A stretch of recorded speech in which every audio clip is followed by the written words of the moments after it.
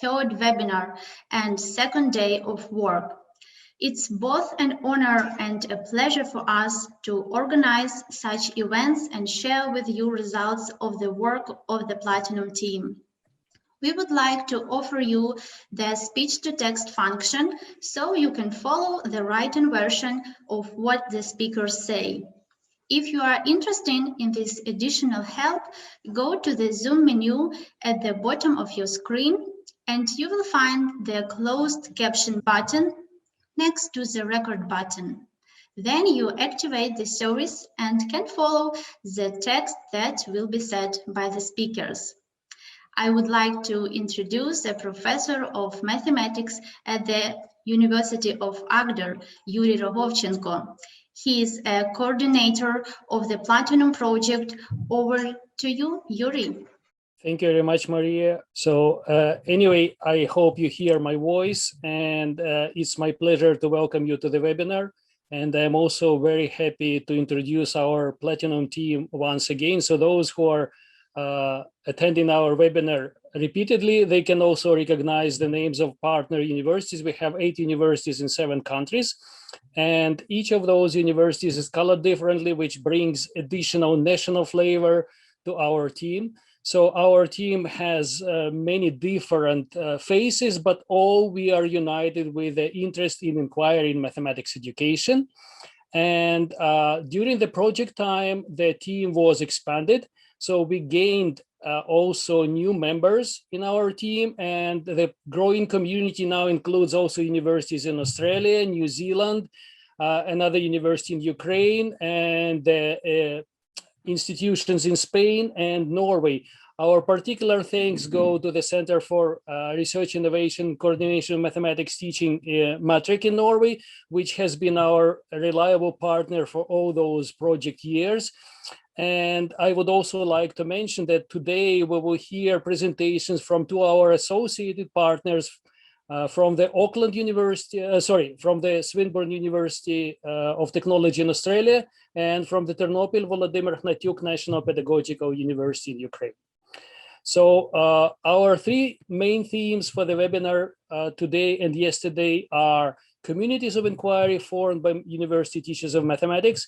We spent some time yesterday discussing this issue, but there will be also some instance where we will be discussing again the communities of inquiry and inquiry-oriented tasks today. We were talking about students with particular needs and how we can cater for those needs yesterday. And we also started talking about mathematical modeling with the keynote address we had yesterday from Morten Blomhøj, a professor at the University of Aarhus in Denmark. So today we continue, the main topic will be mathematical modeling, but we will also have, excuse me, we'll also have a different, something new to the people who attend our webinar. So in the first block, we will have keynote speakers talking about mathematical modeling. It will be Professor Gabriele Kaiser and Professor Paul Hernandez Martinez. Then we'll have a break, after which there will be questions and answer sessions for those 2 presenters. Then there will be 3 presentations from the Platinum team, followed again by the break, and again the question and answer session. What we have new to the webinars are those 2 lightning presentations made by Farzad and Helge in the 3rd block. And those are presentations which were invited by the Platinum team from those who attend our webinars and wish to contribute to the Platinum project by participating in our events and presenting something from their own research or teaching experience. So all these will be finished with a panel discussion, and then you will see me once again in the last 5 minutes for closure. Thank you. It's over to you, Maria, now. But before I do it, I just wish to remind that already you have in the chat link the program for the webinar, and also the link to the Padlet where you can ask questions to the speakers, present questions for the panel discussion, and also immediate comments are very welcome. So thank you. It's over to you, Maria. Thank you, Yuri. And now I would like to give the floor to Gabriele Kaiser. She is a professor of mathematics education at the University of Hamburg in Germany and a professional fellow at the Australian Catholic University. Her research on learning and teaching of mathematical modeling spans for almost 40 years and includes empirical work in her PhD thesis. Professor Kaiser is the editor-in-chief of the renowned journal ZDM Mathematics Education. In her invited keynote address, she will present the systematic literature review. This research was done in collaboration with Mustafa Çevikbaş, a postdoctoral research fellow at the University of Hamburg, who earned his PhD in mathematics education for empirical studies on the flipped classroom at Gazi University. The third contributor, Stanislav Shukailov, is a professorship of mathematics education at the University of Münster, researching on teaching and learning of mathematical modeling. Over to you, Gabriele. Thank you very much for this honorable invitation to talk about work we are currently doing on a systematic literature review on modeling competencies. Okay, thank you very much. So the departure point is actually a prologue by David Burgess at the first international conference on the teaching and learning of mathematical modeling and applications, which took place 1983 in Exeter. And this quote is, I think, very important. It reads, "The basic philosophy behind the approach of the modeling workshop for higher education is that to become proficient in modeling, you must fully experience it. It's no good just watching somebody else do it or repeat what somebody else has done. You must experience it yourself. I would liken it to the activity of swimming. You can watch others swim, you can practice exercises, but to swim, you must be in the water doing it yourself." And I think that very clearly describes characterize modeling and what we mean by modeling competencies. So we want in this systematic literature review, whose results I wish to present to you very, very quickly, what it means to be proficient in modeling, what kind of modeling competencies are needed. So I have structured the presentation as follows. I will start with a very brief theoretical frameworks on modeling competencies, the research questions and the methodological approach. Then I will present results and I will close with summary and looking ahead. Next slide. So we start with a theoretical framework. Next slide, please. So very, very quickly, a short historical development. In a more classical literature survey together with Susanne Brandt, I have distinguished 4 important strands of the development and modeling competencies over the last 30 to 40 years. So the first of all, the Danish COM project, which probably are all familiar with the notion of modeling competency. Then the second strand, the British-Australian group, which invented a test on modeling skills. A third German group who focused on sub-competencies concerning modeling competencies, departing from a psychological definition, and an Australian group who focused on metacognition as part of modeling. Within these 4 strands of the discussion, 2 actually diametrical conceptualization on modeling competencies were developed, and I would like to describe them very briefly. Next slide, please. So you are probably all familiar with the COM project, the very famous COM project, which was led by Morgan Smith, and I guess yesterday Morten Blom has mentioned that as well.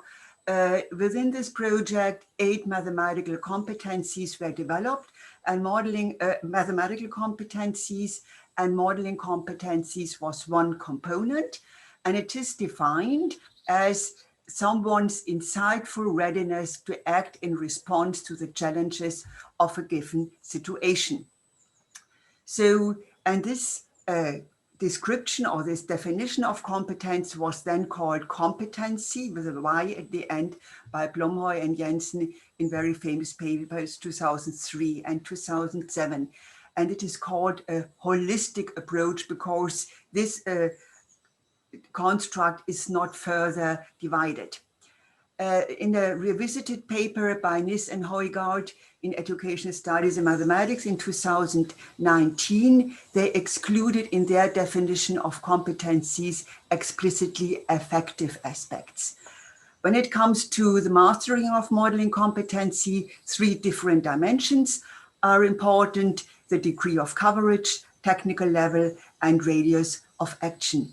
And in the very famous book by Morgan Smith and Werner Blum, which has just come out 2020, this approach is called a top-down approach. Next slide, please. There is, in contrast to this top-down approach, a so-called bottom-up approach or analytic approach, in which sub-competencies play an important role. Modeling competence is defined as the ability of a person to solve a real-world problem with mathematical methods, and it includes the willingness to do so, so-called volition, and we refer here to psychological discourse. And it's a very clear distinction developed to abilities. And there are actually a list of, or there exist various lists of modeling competencies, which we call sub-competencies. This goes back actually to earlier unpublished work by Werner Blum and myself, and was then continued. And we have distinguished sub-competencies along the modeling cycles, the overall competence to carry out modeling process, and then additional competencies such as metacognitive competencies. Next slide, please. And there are a few further enriched approaches, one which we called the top-down enriched approach, which focus actually on the holistic notion of the competency approach, but then complement or enrich other additional competencies. So next slide, please. Yes, I would now like to describe the research questions and methodical approach. Thank you. And actually, what we have done in this systematic literature review is we have actually evaluated 4 research questions. The first research question refers to the basic characteristics of the paper. So what is the origin of the authors? From which country do they come from? When did the paper appear? Which kind of papers is it? And then more detailed characteristics. How are modeling competencies conceptualized? Which instruments for measuring modeling competencies have been developed, and which interventions have been used. Next slide. So we used actually specific guidelines by the PRISMA project, the Preferred Reporting Items for Systematic Reviews and Meta-Analysis, very famous guidelines. And they distinguish in their systematic literature review 3 phases: identification, screening, and inclusion. We actually used 12 renowned databases. You see it over there: Web of Science, Scopus, ERIC, PsycInfo, and so on. And we used truncated search items, which you can see very quickly on the right-hand side of the table. Next slide, please. So what we started, and actually that was very much the work of Mustafa Çevikbaş.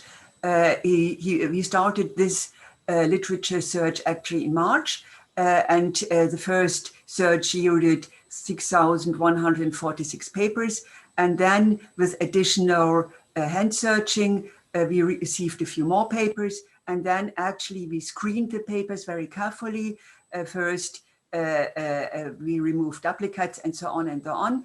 And then at the end, we actually screened the papers with full text search, and that was done by the 2 of us. And we actually then received quite well figures concerning reliability. And we ended up with 75 papers, which are now included in the literature review. Next slide. Okay, so we start now with the first questions. You see the development over time, which is a little bit astonishing. You see that we have a strong increase in 2020. One proceedings of the ICMA conference, which are biannual conferences. So you see the influence of these proceedings, but at the end, it's not such a strong increase as one would have expected. Next slide. So if you look at the document type, you see that we have 31 papers from journals. And interestingly enough, and it was really astonishing for me, only 10 are from math ed journals. So we have 21 papers which were published in psychological journals or more general journals. So then we had 42 proceedings papers and 2 book chapters. When we look at the kind of papers we have, you see that we only have actually 3 survey papers, 4 theoretical papers, which was really very astonishing. And then actually, 4 and 5, and then actually 67 empirical papers. So you see that 50 empirical papers. So you see that actually that is a very strong distortion concerning the papers. And if you look actually at the distribution concerning the samples included, then you see a very strong focus on secondary school students and then on university students, mainly pre-service teachers, but actually a few other from engineering department or economics are included as well. Next slide. So now when it comes to, we have many more results, but which due to time pressure, I cannot present to you. Actually, when it comes to the conceptualization of modeling competencies, you see that actually 72% of the papers refer to the bottom-up approach. So that is actually the dominant approach. Only 5% refer to the top-down approach, 5% to the top-down enriched approach, and then the combined methods and a few others could not be identified. So although most of the papers refer to the top-down approach in the theoretical presentation or in the literature review, they end refer to the bottom-up approach. Next slide. So when it comes to the question which measurement methods were developed, you could see that we have actually quite a strong dominance on test instruments. So actually 55% of the projects or the studies used test instruments, and then followed by screen recordings, written reports, interviews, and so on. Next slide. When it comes to the question, how do the projects intend to foster modeling competencies? The good news are that most projects actually really intend to foster modeling competencies, and actually nearly half of them are actually designing or conducting training strategies. That means modeling courses, seminars, or professional development projects. And then there is some kind of focus on developing specific modeling tasks or teaching activities. Next slide. So I'm already coming to the summary and looking ahead. I hope that I'm still well in time. So general results, there is an increase of publications in the last years, but you could see that it was very, very, modest or decent. The education level and participants, there is a dominance of papers which focus on secondary schools and then followed by higher education, pre-service teachers and other students at higher education.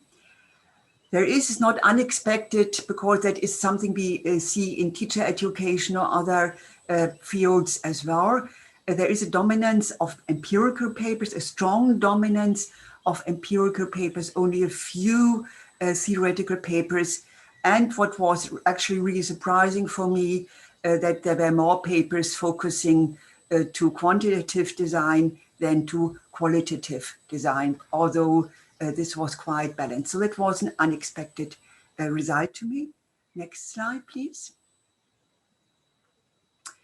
When it comes to the conceptualization and theoretical frameworks, there was a strong orientation towards the analytical approach which distinguished subcompetencies. There are only a few papers which use the holistic approach, and it would be certainly very interesting to find out where this strong orientation comes from.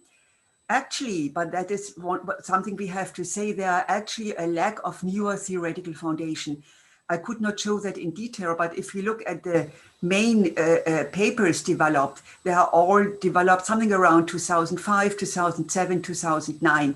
So that is nothing which is really groundbreaking and new in the last, and which had been developed in the last decade. So it's certainly a strong gap in our discussion. Concerning the measuring of modeling competencies, we can see a great variety of instruments, that's at modeling tests, exams, interviews, and so on. And we have a preference to test instruments, which is not unexpected if you see that we have many quantitatively oriented papers. There is actually a reference to established instruments, and I could not describe that in detail, but Chris Haynes and others have, the British Australian group, have developed established instruments, and we have used them in our studies. And actually there is hardly any new instruments which had been accepted in other parts, other studies. There is one exception actually with the instrument developed by Grefrath and others. When it comes to fostering modeling competence, there is actually a strong emphasis on designing and conducting training strategies. That means mainly modeling courses, teaching units, and then and then the development of actually a single modeling task. But interesting is that 21% of the papers do not mention how to foster a modeling competence. Last slide, please, or second last slide. I try to hurry up.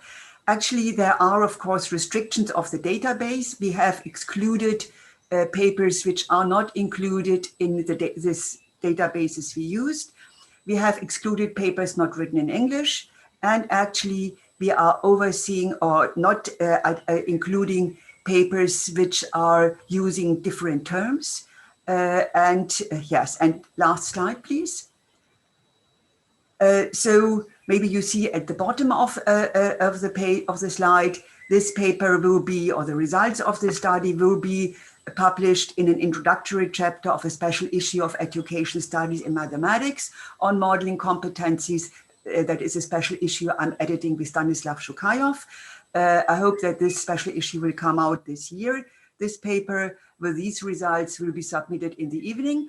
And so you can then hopefully read everything and digest it a bit more, because I was actually under strong time pressure. But what I really would like to emphasize is the following. The modeling discussion or the modeling discourse need a strong step forward towards theoretical work. We need more innovative new theoretical frameworks. We cannot only refer to the ones we already have developed 15 years ago. We need measurement instruments which are shared within the discourse so that we can have a strong discussion about standards of empirical research.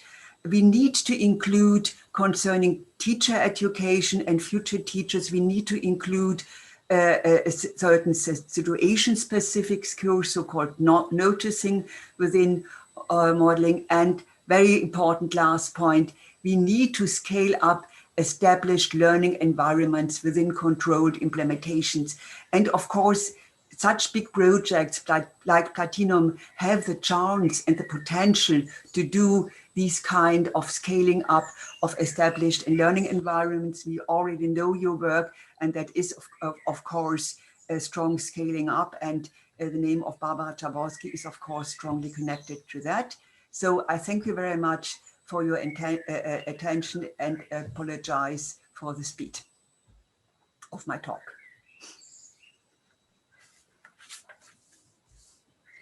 Thank you very much, Gabriel. And now I would like to give the floor to Dr. Paul Hernandez Martinez, in a senior lecturer in mathematics education at Swinburne University of Technology in Melbourne, Australia. His research focuses on tertiary mathematics education. He uses social-cultural theoretical frameworks to study issues of identity, resilience, alienation and emotions, among others, within pedagogies that enable students active and critical participation in society. Over to you, Paul. So let me start with saying that this webinar is focused on mathematical modeling. And I want to explore briefly where imagination is in mathematical modeling. So the ideas for this talk came about at the last ICMA conference in Hong Kong. And at that conference, my colleague Pauline Bos and I reflected on the modeling cycle, which is abundantly used by many researchers and practitioners interested in mathematical modeling. And we asked ourselves, the audience at the time, if anything was missing from the modeling cycle that was important. At the end of the day, the modeling cycle is just another model of how people engage in the activity of mathematical modeling. And as George Bock says, all models are wrong, but some are useful. So we wanted to know how useful are the modeling cycles as models for doing research or as guides for designing modeling activities in the classroom. So we use activity theory to think about this issue. And we found that maybe we were missing a lot of important things. I am not going to go into the details now, but as a sociocultural activity, learning or doing mathematical modeling seems to be more complex than what the existing modeling cycles can model. And our aim was not to, oh, sorry. This is not working, okay. So our aim was not to say that the modeling cycle is completely wrong or that we should get rid of it. And I say this because some people in the audience got a little bit annoyed at the time. Our aim was, as I already said, was to see if we were missing important things. Not to add them to the cycle, because there are already more than 20 or more models out there. And maybe the nature of what is missing will require a different kind of model. Anyway, one of the things that I personally missed on the modeling cycle was the issue of imagination.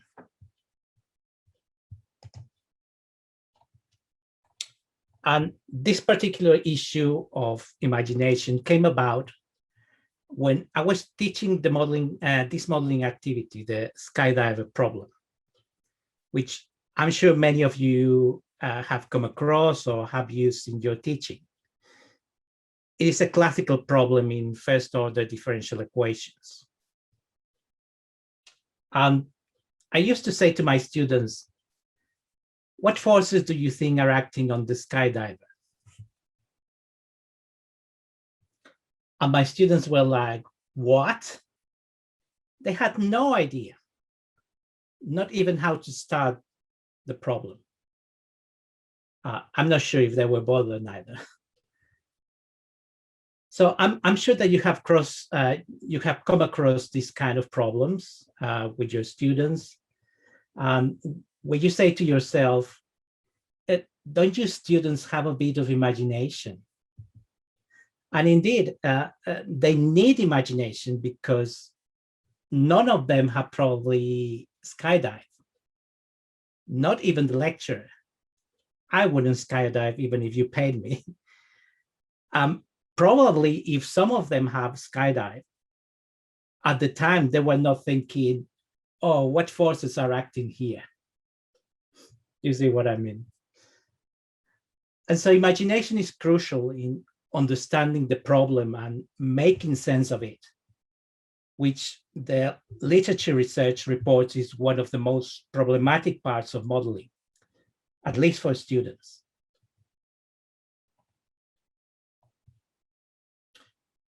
But imagination is even more important once we have moved to the mathematics. So can you imagine the creation of new geometries without imagination?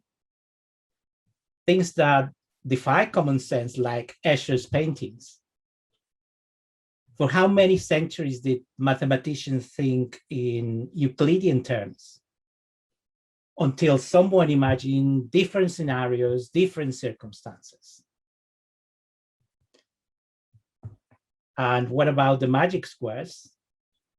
The solely mention of magic is enough to allude to the imagination. Let's not mention the imaginary numbers. In fact, the discovery of many sets of numbers was a monumental exercise in imagination.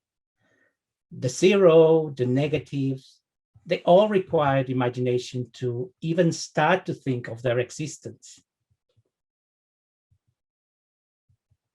So this professor of mathematics, W.V. Lovitz, wrote a very nice paper in 1924 about mathematics and imagination. And he gave us a first clue as to how imagination appears in human thought. So he said, the greater the difference between facts and what our intuition tells us ought to be so, the greater the appeal to the imagination. So there's a gap between what happens and what ought to be. So that's the first idea. So in preparing for this talk, I did a Google search, as you do when you want to have a first idea of what's out there. And I searched for articles about imagination and mathematical model or models or modeling with one L, with two L's, and so on, all the variations, thinking that there should be loads of them, given that it is obviously an important issue. So how many articles in mathematics education research do you think I found? You would be surprised that I only found one.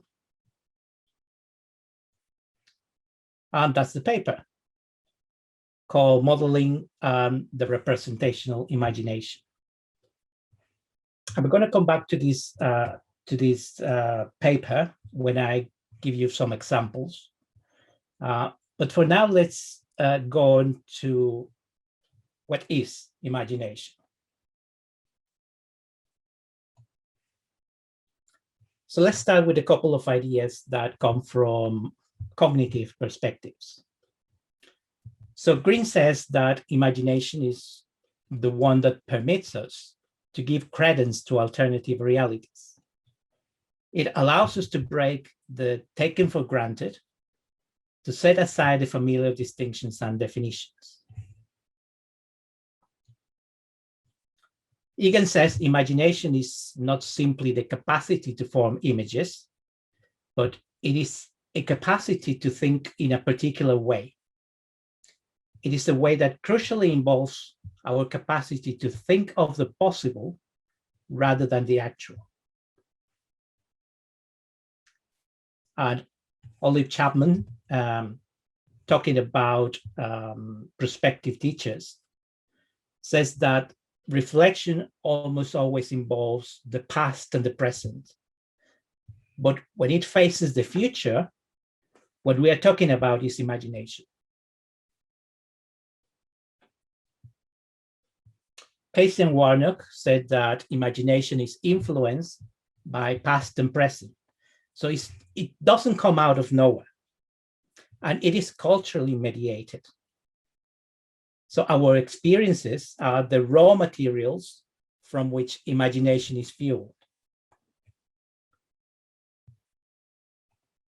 It is intrinsically related to creativity because imagination creates new things, things that were not there. So now let me go to Vygotsky and sociocultural theory. So he says that for him, play in children is very important for their development of imagination, because it is through play that the child starts to become able to separate the object and the meaning.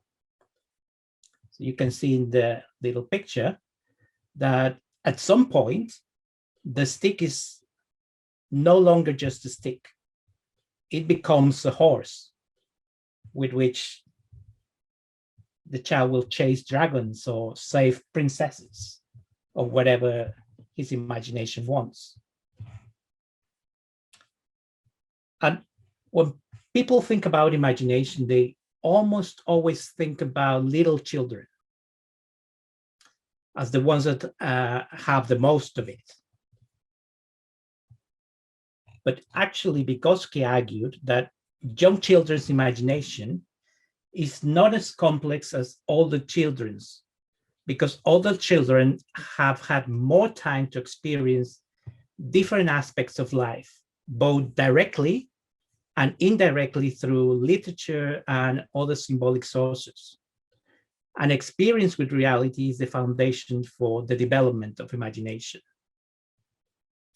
In fact, adolescents reject seeking support in real objects, and in place of play, they now fantasize or daydream. They are rebels. So just think of the imagination needed to create Harry Potter or Star Wars or The Lord of the Rings or street art like Banksy's. They are all imaginative pieces that want to say something about changing reality. And that's why feelings and emotions are inseparable from imagination. Something that in the main I found that is also missing from modeling cycles. So when we use fantasy to construct any non-real images, these are obviously not real, but the feeling that they evoke is experienced as real. And since yesterday in this webinar, the session was about students with special needs, I must say that they are amongst the most imaginative and creative individuals because they need to be in order to get ahead in a reality that is not in general created for them.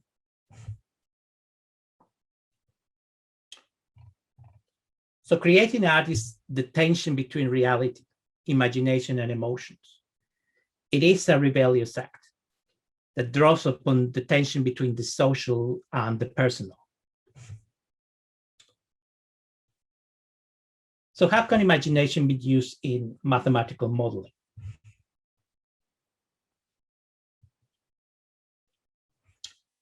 So I'm going to use now some of the examples in that paper from Corey Brady. And in the modeling activity, in one of the three modeling activities that he presents in his paper, this one is what he called the motion stories activity. And it involved learners in creating narratives, graphs, and physical enactments of motion stories. And these were prospective teachers, so adults using their imagination. So he took the story of the hare and the tortoise. You might know it very well. One of them was slow and steady. The other one was fast, but overconfident. And so Corey asked his students to enact different kinds of motions, and these were recorded using a mobile phone. The data was then graphed, as you can see there, the three graphs, and each graph was accompanied with a narrative. So for example, the third one describe a steady pace, but then there was a quick return back to the start point. And there was a narrative associated with that. I actually do a similar exercise with my undergraduate students. I ask them to enact a linear motion, or how would it look like, a quadratic motion or an exponential one. Many of my students have never ever related in this way the different kinds of functions that we study in the course. For them, these are just nonsensical symbols, sort of a boring game without meaning. So in the case of the task illustrated here, I particularly like the narrative aspect. And here I'm going to do an advert of what I've been working for in the last couple of years. So you can visit this website, matstory.org, and have a look at the kind of narrative that I've been working with. So the point is that it has been found that storytelling actually promotes imagination and creativity. And recently, a colleague of mine expressed that storytelling is only for primary school children, and that they felt that teaching through storytelling at university level was sort of disrespectful. And I obviously disagree with that, because if this was the case, then cinemas around the world would be only for children, and Hollywood, which has made their billions on telling stories for adults, would be maybe a theme park for children. So I'm going to finish this talk by pointing out this particular definition, which I like very much. So Pellapratt and Cole say, imagination is the process of resolving and connecting the fragmented, poorly coordinated experience of the world so as to bring a stable image of the world. Thereby, a feeling of oneself in relation to the world emerges. And this reminds me to that television game where contestants have to guess what the image behind is by taking squares bit by bit. So as I take the squares in this image, I want you to think what you are doing. So you're trying to piece the gaps, connecting maybe to other images and information that you already have. And maybe you're saying, could this be something related to the speaker's country? Or have I seen something similar before? Can I imagine what it is before all the squares disappear? I hope you know what it is by now. So if I remove all the squares, you can see that is the Opera House in Sydney. So to finalize, I think if you can click the last, no, just before that.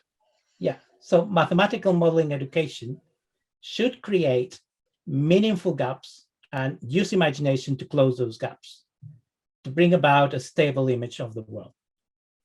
So thank you for listening.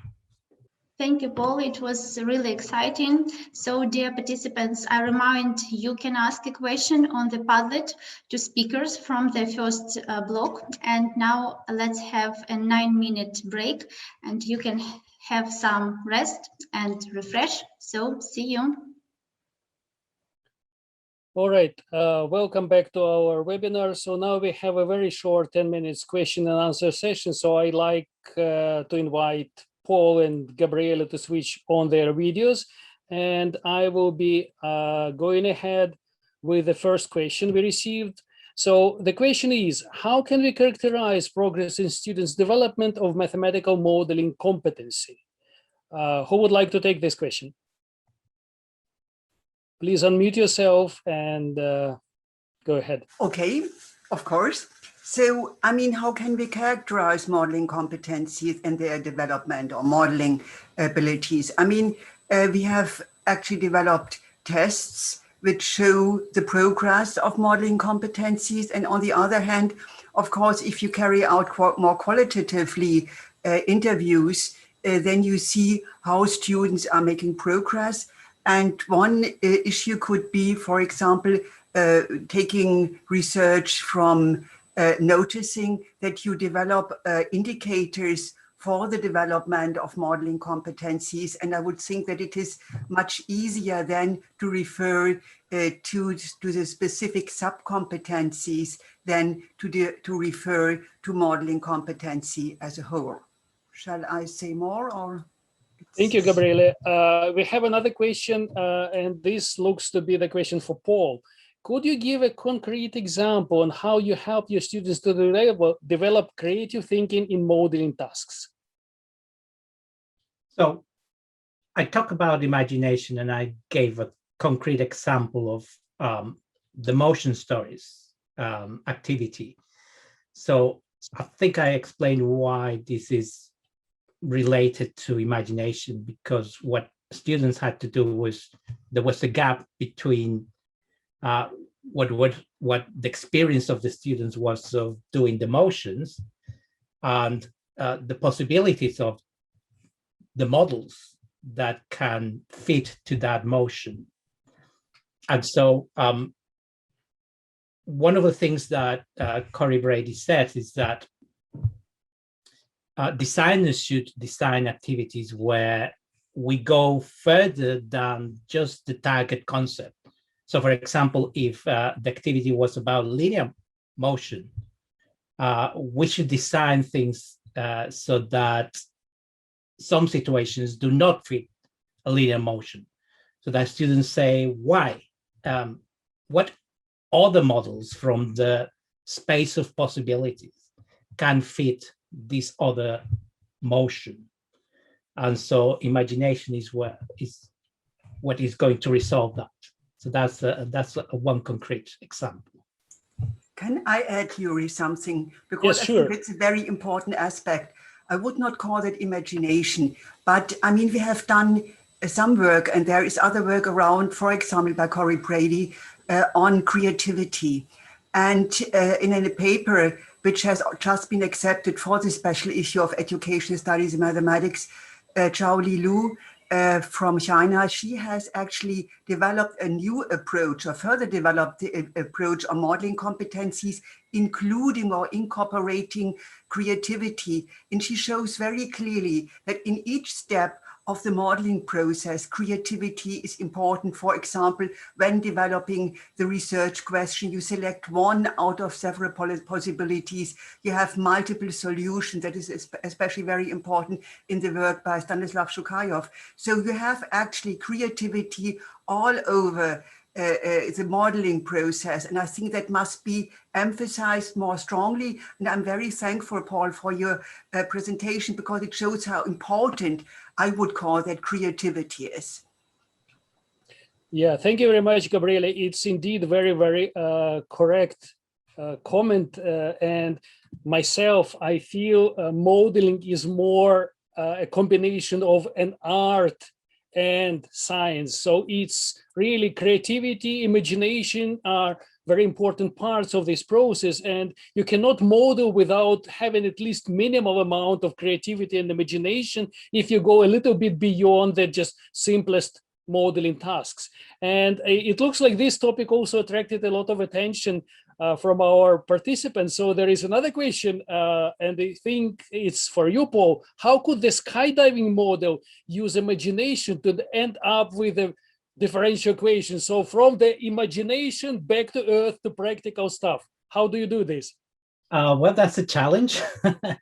I've never redesigned that particular modeling activity with this in mind. So that is really a challenge for you designers.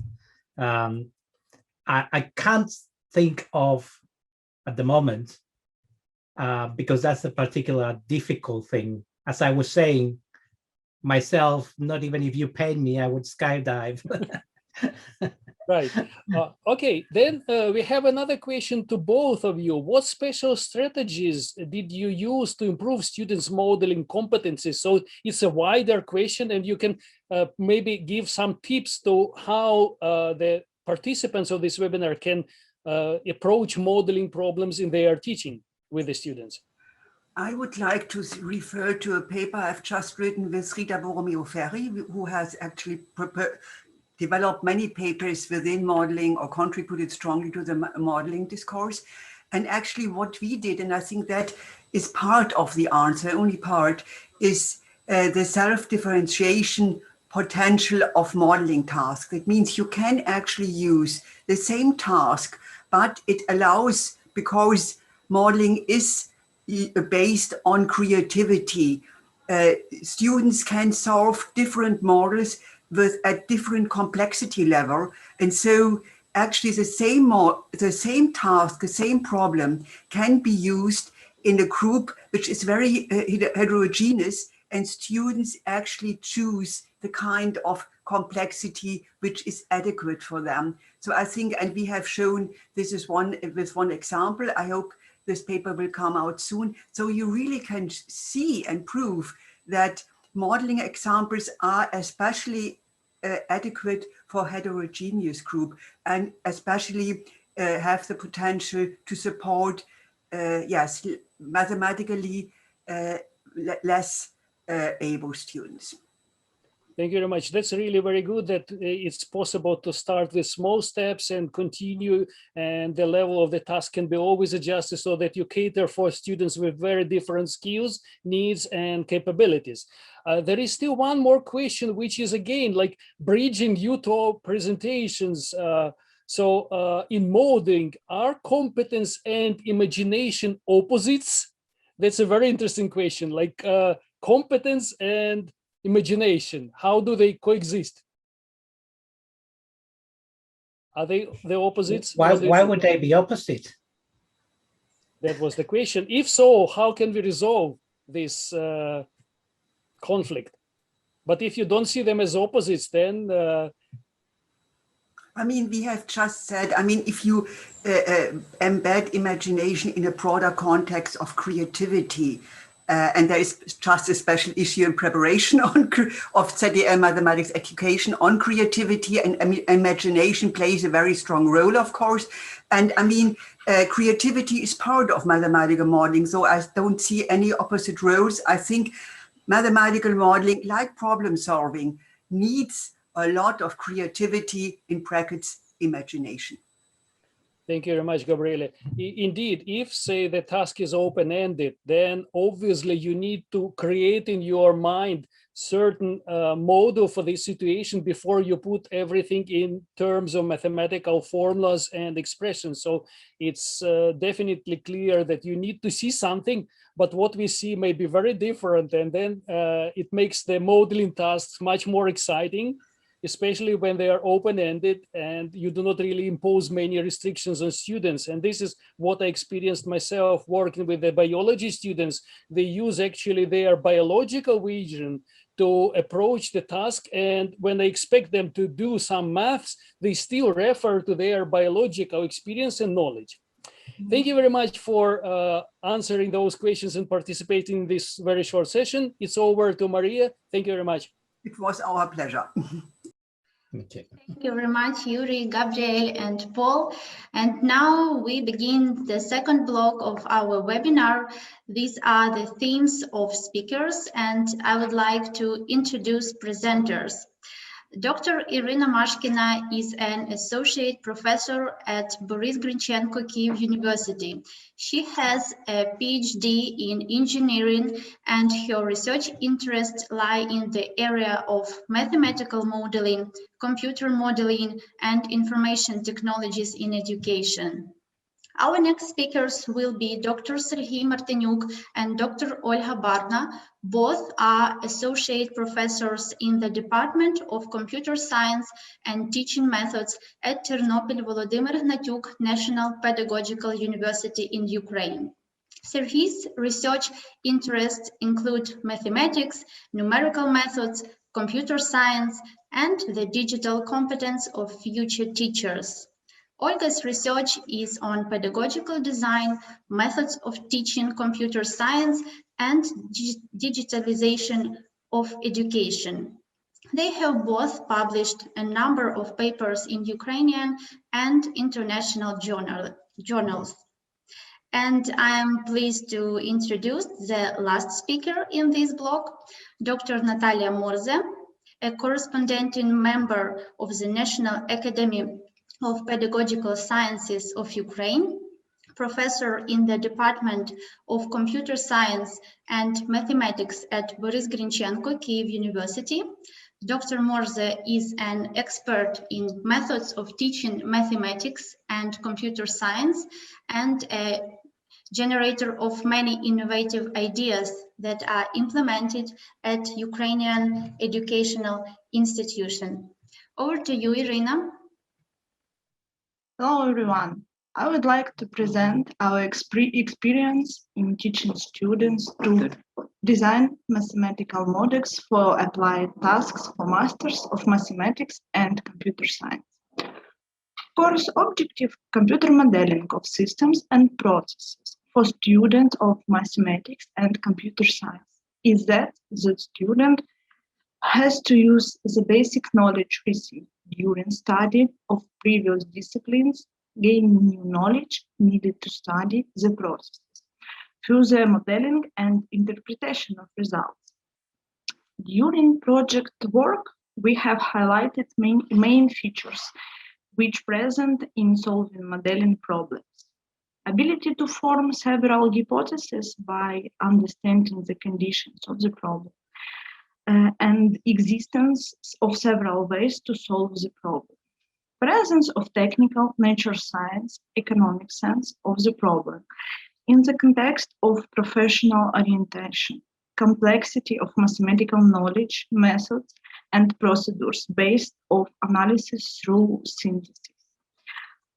IBME learning encourages students to look differently at previously studied material, see the application of fundamental concepts, and find gaps in knowledge that they have forgotten or missed. In the teaching of fundamental disciplines, inquiry is used in the receiving of new knowledge, hypotheses about the sign, consequence, etc. Then, in mathematical modeling, inquiry is used at each stage of modeling. On our fifth slide, full cycle of work with model is represented. Differential equations are widely used in the description of different dynamic processes in different fields. Let's consider how ordinary differential equations can be used to model an advertising campaign. We suggested following tasks for students. The company have developed a new product or service. It is necessary to build a strategy of bringing the product to market. In particular, it's advertising. Also, we have on the additional condition as a company's marketing strategy involves aggressive advertising. So we have to develop and explore mathematical model of influence advertising company on customers' behavior. Students have to formulate a mathematical model, hypothesis, and put forward students. At this stage, students proposed different models of the processes, starting with a linear description in the discussion, concluded that the linear model is not suitable for this task. We should answer the question, what is the nature of the problem? So as we see, the problem is open and students have to develop their own protocols. What are the components of the system process? How do they impact? Which connections are harmful, which are interfering, and which are neutral? Also, which are useful? Which parts and what can be replaced, and which cannot? What changes lead to an improvement in the system, and what to deterioration? As a basis, we will use the hypothesis of advertising activity. Input parameter Q, awarenesses of the target group, output variable A. So we consider market niche as a black box and take as basis the Nerloff-Arrow model with initial conditions. Students have also to answer the question, what is the content of the first and second terms of the model? The first term provides linear increase in consumer awareness as a result of the impact of advertising. The second term describes the completely opposite process, forgetting about the advertised product. Hypothesis in the modeling, we can assume in the first approximation that the rate of forgetting is proportional to the current level of awareness. The process will be described linear differential evolution of the first order. Investigate how consumer awarenesses of the target group depends on the mode of advertising. At this stage, questions arise. Dependence of number of interested customers on the parameters of efficiency and the coefficient of forgetting. To find out how the number of potential buyers will change by the end of the year in the entire advertising budget is spent on different schemes. For example, the entire budget is spent in the first 6 months. Investigation of different scenarios of formulation dynamics. Awarenesses of the target group for different scenarios of advertising activity. For scenario the first, advertising costs increase linearly from 0 to 2000. Second scenario is advertising costs decrease linearly from 2000 to 0.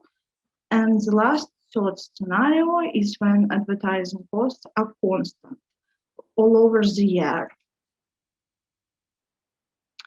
By exploring of all scenarios, students make conclusions that the most aggressive scenario, the second, actually may lead to sales growth. Also, scenario one has an advantage due to long-term effect. Of course, these conclusions are limited by accuracy of the model. In the real business, the dynamics of A can be more complicated. And on the next 2 slides, results of students' modeling are represented. You can see it, I hope. And on current slide, results of Mass Master's works are published in Scopus. So we have experience in it. To interpret the simulation results, it is necessary to use ICT tools because Model Explorer is a time and effort consuming. In addition, a model is created as a rule. It is a simplified prototype of the modeled process or system. The use of ICT technologies makes it possible to study the model by increasing the number of parameters and additional conditions that affect this process. According to our practice, Borys, Grinchenko, Kyiv University, Microsoft Office Excel, MatCat, FreeMat, and Logic are used. Computer science students choose their own way of interpreting the results. It can be, as I mentioned, above tools or direct programming. We can continue this list with MATLAB, Maple Mathematica, and Exact.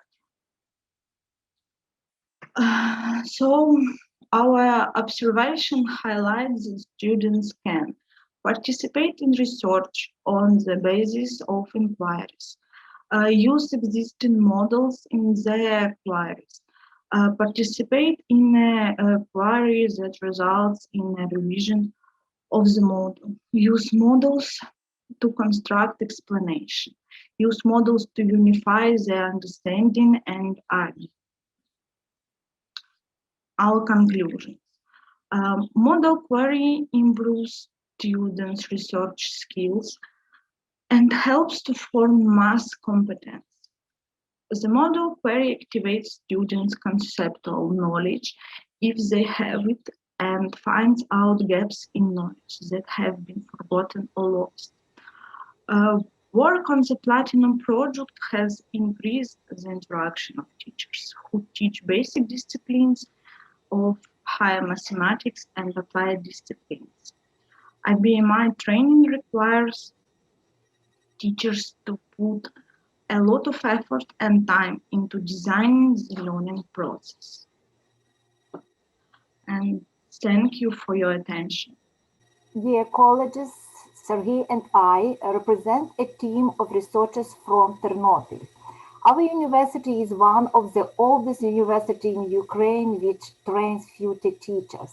Therefore, it strongly influences both the design of educational programs and approaches to the organization of student activities.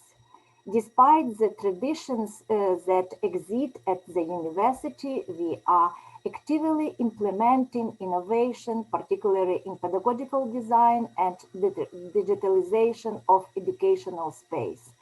We want to share with you our experience of teaching students to create digital scenarios for solving practice-oriented tasks. As an example, we took a problem which in classical mathematics is called a transport problem. It's no secret that even in our faculty come students with different levels of start in mathematical training.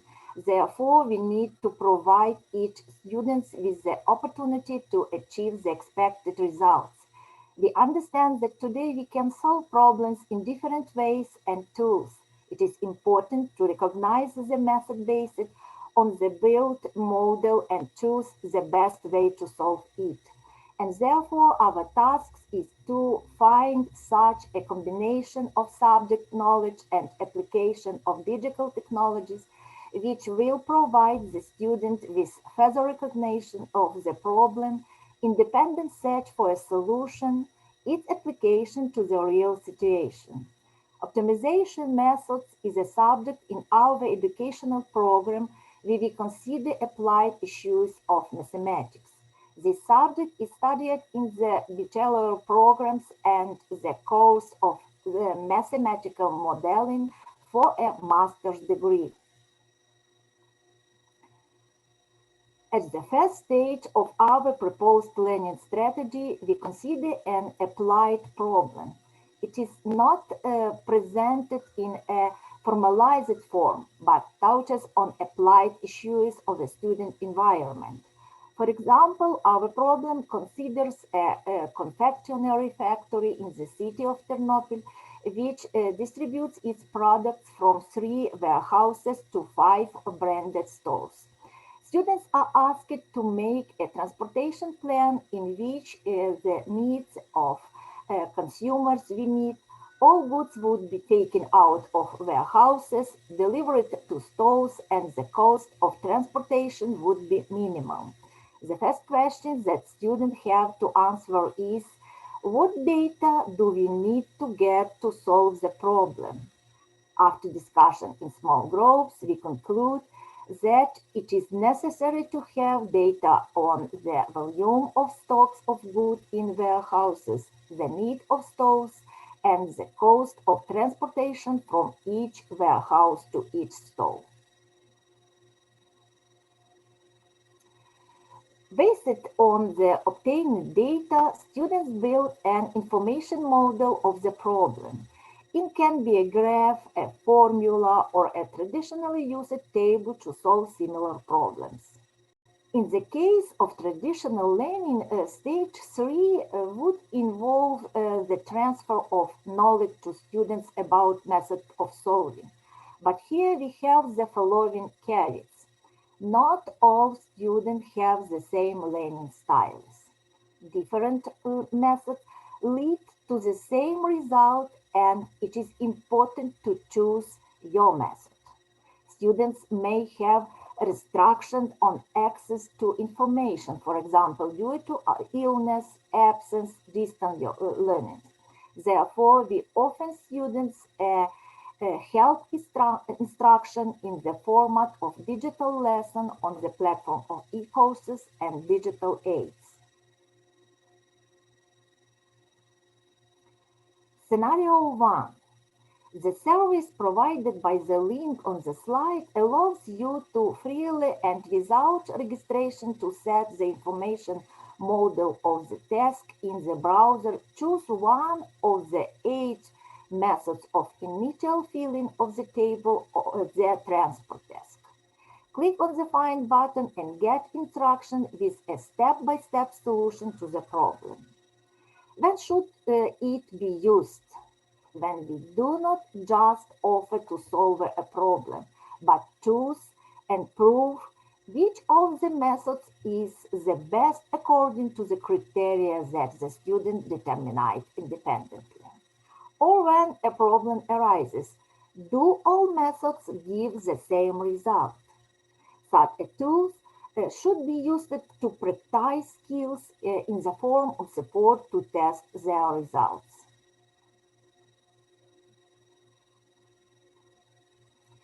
Scenario 2. Another service available through the link on the slide is also free to use in the browser, offers only 2 methods of filling in the initial table of transport task. If you use it according to the scenario described here, but with a limitation on the number of methods, it adds the opportunity to rely on such a learning style of students which requires visualization.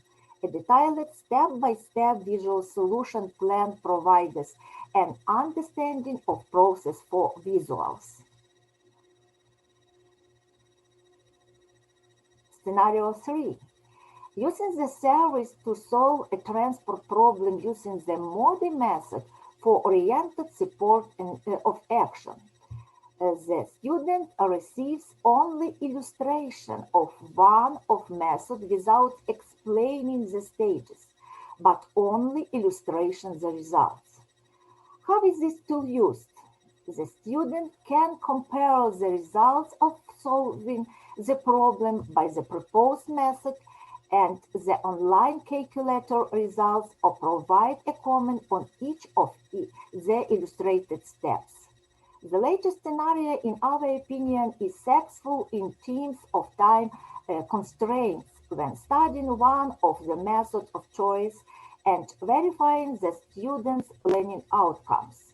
After all, according to the pyramid of knowledge acquisition, the maximum acquisition and new knowledge is achieved when the student teaches others. These scenarios allow us to draw the following conclusion. Digital online tools can be used in inquiry-based learning for students to acquire knowledge, expand their understanding of methods and compare them, independently verify the results and evaluate the expected results. However, this is neither the final conclusion and nor the last component of our methodology.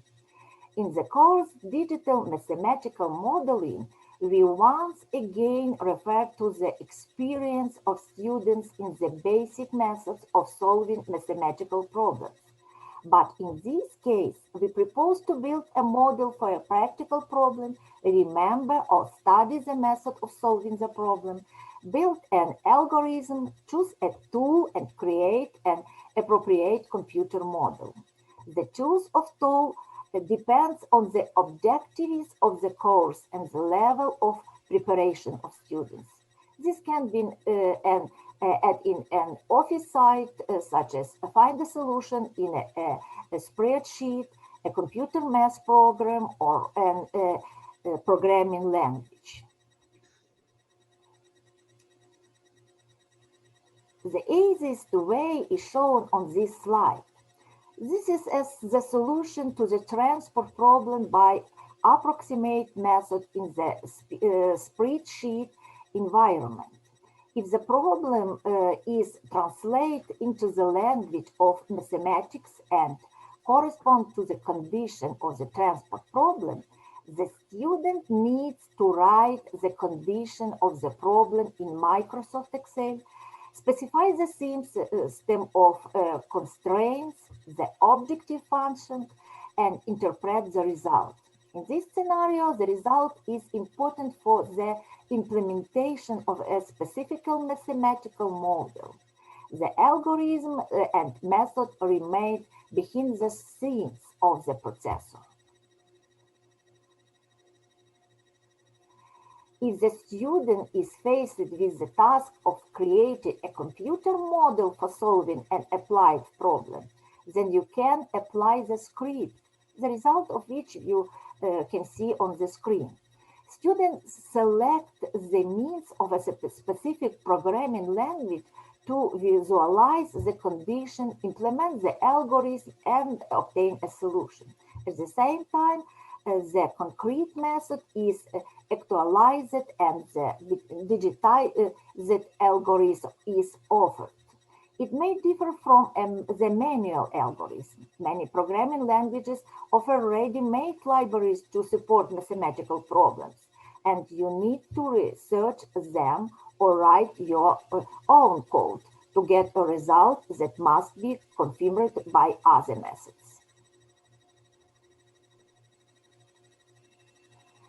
The use of mathematical packages is interesting in the sense of mastering digital tools. For example, the solution in the Maxima program involves the translation of a mathematical model into the language of environment and mastering the rules of building code. It is important the current interpretation of the results, as this program does not involve the visualization of the condition, process, and result.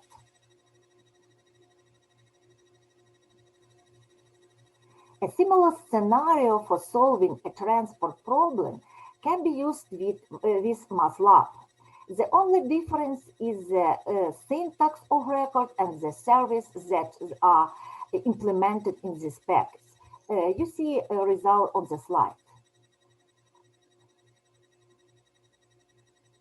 Another example is the Mascot environment, in which it is important to correctly describe the task model, select the appropriate instruction, and get the finished result, which is hidden in the internal algorithm of the environment. In this scenario, the mathematical formulation of the problem and the choice of the algorithm time are important, but which we would not choose a digital tools. It is important to prove that the result corresponds to the condition of the problem and gives the correct result.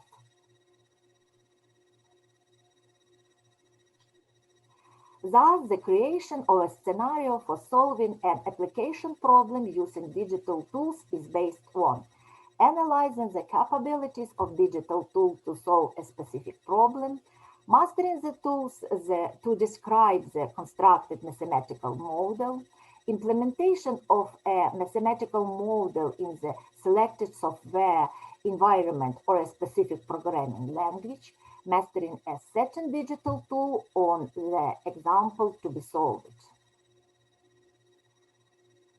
The described approach, in our opinion, contributes to the fact that 1. Students learn to solve real problems. We apply a research approach that is focused on the student. We offer a choice of methods and tools that provide different mathematical and digital competence throughout. 3. We achieve the expected learning outcomes and develop leadership skills through making their own decisions, which is important for a current generation. And finally, we thank the organizer of the meeting for their trust and invitation to participate. We understand that in the environment of such experienced scientists as participants in the Platinum Project, our experience in implementing the elements of inquiry-based learning is still very imperfect, but we are open to cooperation, ready to learn and develop, learn from experience here and take advice. And sorry for my English, I am learning. Thank you for your attention. Thank you. And over to you, Natalia, please. Good afternoon, dear participants of the webinar. It's a honor for me to take part in this interesting webinar and interesting discussion. Thank you for this opportunity. Modern society, digital transformation of all industries requires the development of business mindset, innovation, creation, STEAM and science education. This need of labor market can be met only with professionals who have adequate level of mathematical competence. In the last few years, Ukrainian universities have faced the problem of mathematics training. Young people do not wish to study mathematics and have low level of preparation when they enter the university to the master program in mathematics. We see a real problem of the study and teaching of the mathematics in high school and in university. One of the reasons of this situation, in our opinion, is the low student motivation. This happens because students do not see a suitable labor market for mathematicians. There are two ways to solve this problem. One of them, change the methodology of teaching mathematics from passive active learning to active learning. This means students are involved in solving theoretical and practical problems using the inquiry. The second may be teach student business mindset. This means development of their own project that can become startups, all with the help of mathematics. In our project, we conducted the survey of employees and business leaders. The task of the survey was to analyze what qualities employees expect and what students lack when they get a job. On the chart, we see that the modern market needs specialists who have mathematical knowledge and skill, can analyze complex situation and make decisions, have a developed imagination, have system thinking, can learn quickly. The survey also shows us which competences are important for mathematicians from point of view of job market.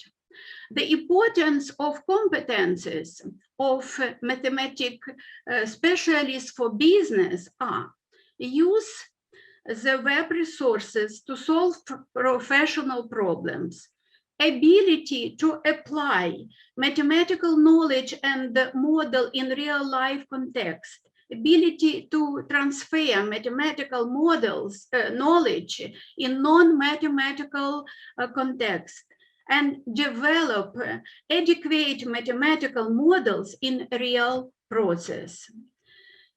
Business leaders noted the following key competencies: master of modern methods of data analysis, ability for system analysis, ability for complex problem solving, ability to adapt mathematical knowledge to context. As part of the project, we conducted a survey of our graduates of programs in mathematics. One of the questions in the survey was about what skills they needed. In particular, they noted that they lack the ability to adapt mathematical knowledge to context, the ability to use modeling in practice and research. Another question was, what can improve the quality of teaching mathematics? You see answer on the slide: innovation teaching methods and elevation of research-based learning. The results of survey of teachers, graduates, and employers showed that mathematical education needs changing in teaching using EBL, active learning, flipped class, micro-learning, and so on. Design and redesign of practical problem of teaching mathematics, involving motivation to study mathematics. This means to demonstrate applied mathematics and to involve students in the business activities using modeling tasks. That is why our university, Borys Grinchenko Kyiv University, began to implement innovative methods of teaching mathematics and develop business mindset to business professions and for mathematics too. This means to teach mathematical modeling, to use mathematical models to solve practical problems, and implement innovative by involving the students to develop the startups. The first stage in the development of the university into a business university is the creation of a student business incubator. The creation and operation on the incubator is based on the successful practices in Poland, Israel, Norway, and Estonia. The model is based on the principle on a business incubator, taking in account market needs and features of the higher educational system. For the creation and launch of the students' incubator studies are provided for business skills, consideration of the individual needs of the students, the creation of adaptive learning system. In informal meetings, students learn the past cases in the development of which mathematical modeling was used. Student will receive extra information and mathematical modeling. To organize student incubator, we cooperate with public organization YEP. YEP organizes the student startup movement in Ukraine. They provide training materials, organize meetings on success stories, invite mentors, organize competitions between universities. In addition, the best projects are helped to find an investor. To prepare students for university competencies in our university, we hold hackathons every year. Now, the activities of students within the incubator are complicated by quarantine and the need to work online. But we are sure that from next year, students will continue their innovation activities in the student incubator. Thank you for your attention. Dear colleagues, thank you for meaningful and interesting presentation.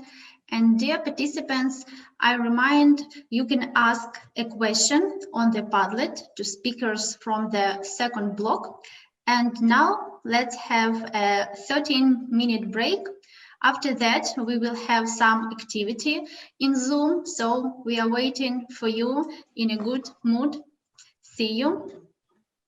Welcome back to our webinar. We will save a couple of extra minutes for the discussion of our panel, and I would like to invite you to the questions and answers session. So I first ask the speakers to switch their videos on, and we address the first question to the audience. So you will be taking part in a poll now.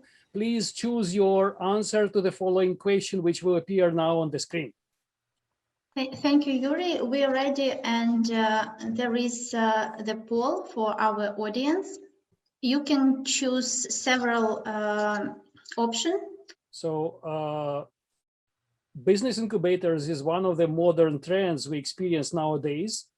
And there are some universities which already actively implement this in their educational programs.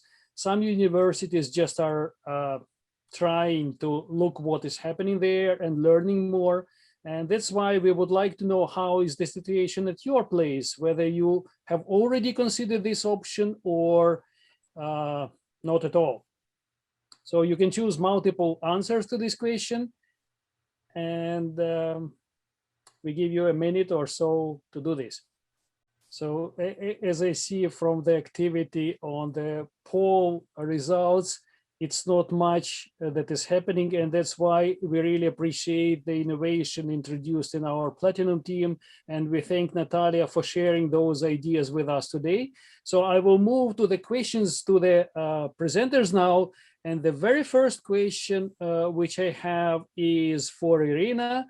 What digital tools do you use for modeling when you teach students majoring in mathematics and computer science? Thank you, Yuri, for your question. For our math students, we have Excel, MathCAD, and FreeMath. Also, we are awaiting for licensed MATLAB. And for students of computer science, we use AnyLogic or direct programming. Thank you very much. The next question is for Olga. It was an interesting presentation, and the question is, who chooses digital tools for finding the solution to the tasks you consider, the teacher or the students? Thank you for the question. Initially, the digital tools are offered by the teacher.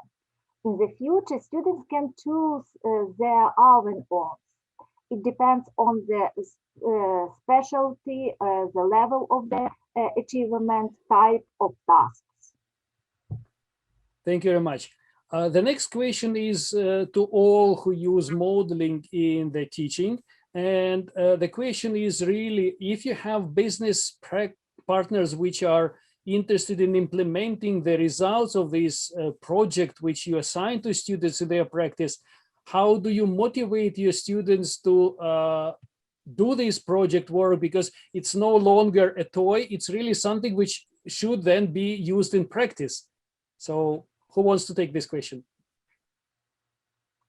Maybe I thank you for the question.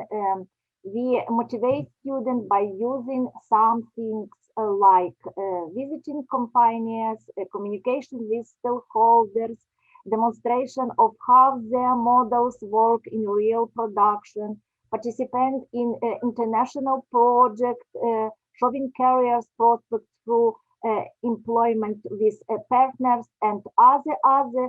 We propose many activities for our students. Thank you. Thank you very much. Natalia, there is a block of questions to you, so I will be shooting them one by one. The first question is, what are the main results you see when you work with the students in the business incubator? What are the outcomes? Thank you very much for these interesting questions. And I would stress that our students appreciate of participant in our first step of working our business incubator. First of all, our students like, and it is very important for us, they see the opportunity to communicate and exchange their own ideas, not only with students groups, but with students of all specialties in the faculty, all universities and other universities, because students learn from each other better than from teacher. It is a practice. There are another reason, I think, another good results. Our students learn to real experience from start-uppers. Do you know this word? Who doing startup, who has experience, good experience to improve startup innovation. I think it's very important because start-uppers explain their way to the innovative and their mistakes. And the third one, maybe it is very important to the opportunity to present students' idea for evaluation, not from teachers, from mentors, and to get necessary advice to develop their idea from mentors. Thank you. Thank you very much, Natalia. So it's clear that what you do with the students is very much practice-oriented, and those contacts, and also what Olga was talking about, it's helping students to feel themselves like stepping in the shoes of being employed by the company. So you can connect them to the businesses, you connect them to future possible employers, and this is very important. Another question is about this curious word hackathon. So how do you organize what students do in those hackathons? It's again for you, Natalia. Hackathon, as usually, goes during the days, and our students gathered in groups and have idea, and they will prepare their idea, collective idea, and to find the solve this idea, the solve of this idea, and present in the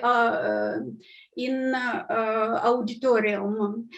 We have mentors from our teaching, and on the other hand, we help them to solve and realize and improve the idea in practice. And after that, we try to criticize, not criticize, and advise how to develop the idea in real life. Thank you very much. So as I gather, hackathons, they help students. It's like brainstorming, but for solving practical problems and some maybe real tasks which come from the business industrial partners. Yes, It's yes. still a lot of interest in your business incubator, Natalia. And one more question for you is, if we want to establish a student business incubator at our university, what should we start with? Maybe an advice, what is the first thing to do? My advice is, first of all, you should allocate a special room for an informal students meeting. It must be available around the clock.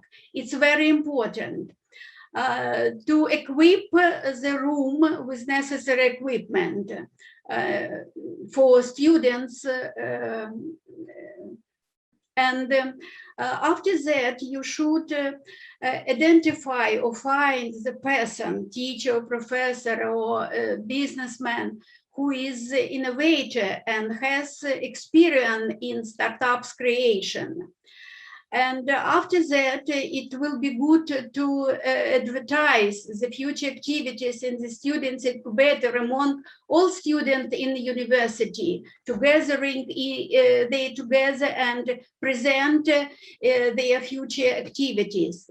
After that, it will be good to conduct information meeting, organize information meeting with successful startuppers from Ukrainian or in other your countries,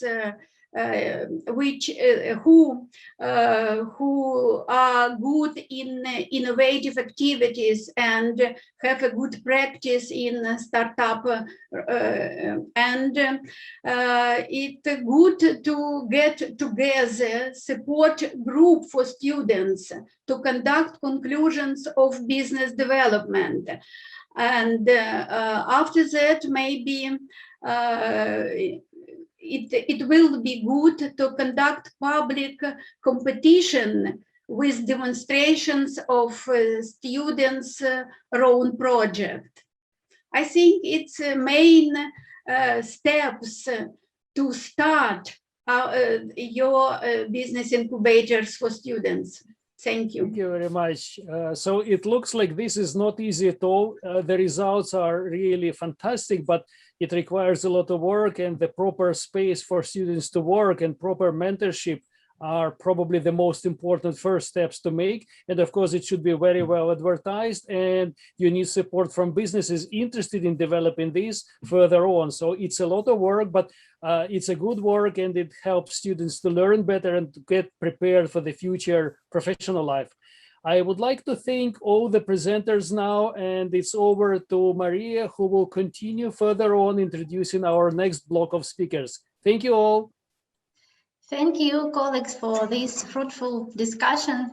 And now we begin the third block of webinar. There you can see the themes of speakers, and I'd like to introduce the last presenters.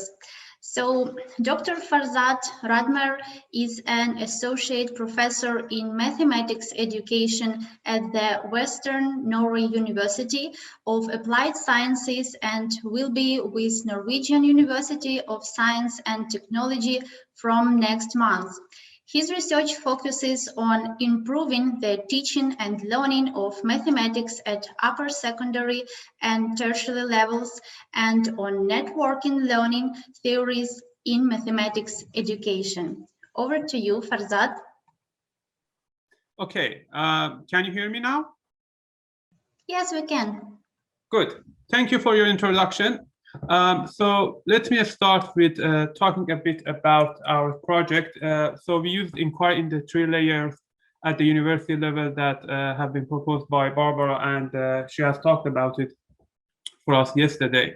So let me start with talking about our community of inquiry, where included myself, a senior lecturer of graph theory, a postgraduate student of mathematics education, and 24 undergraduate mathematics students who voluntarily participated in the session about vertex coloring. So all these students were enrolled in a graph theory course, and we have designed a 7 inquiry-based tasks related to vertex coloring, where their design were in consultation with the mathematics education professor and a senior lecturer of graph theory. So the design of the task were influenced by my participation in Matric and Platinum project events, and also my previous research related to problem posing, and also my past experience of teaching undergraduate mathematics courses. So we piloted this task with a few postgraduate students of mathematics education who had graph theory as part of their undergraduate study. The teaching of vertex coloring was online because of the corona pandemic. It was video recorded and lasts for 2 hours and 30 minutes. So it was a complete unit. A lecturer of graph theory ran the session while the postgraduate student observed and took note of the teaching delivery. A student engaged with these inquiry-based tasks in a group of 2, and their communication were audio recorded. We also collected their written responses for further analysis. At the end of the session, the student and the lecturer individually responded to a few open-ended questions to share their views about this inquiry-based practice.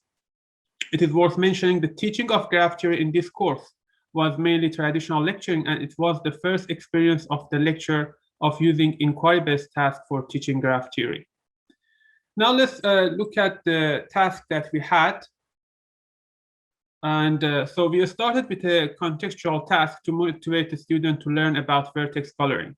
So we gave them a number of venues with estimated departure and arrival time, and it's up to them to choose suitable vertices and ages based on the given information to calculate the minimum buses required for taking the student to these visits. As we can see, groups have taken different approaches for solving this task. And after that, we presented them with the definition of graph coloring and what is a chromatic number of a graph, and give them some time to go back and find the chromatic number of the graph that they have constructed in the previous task.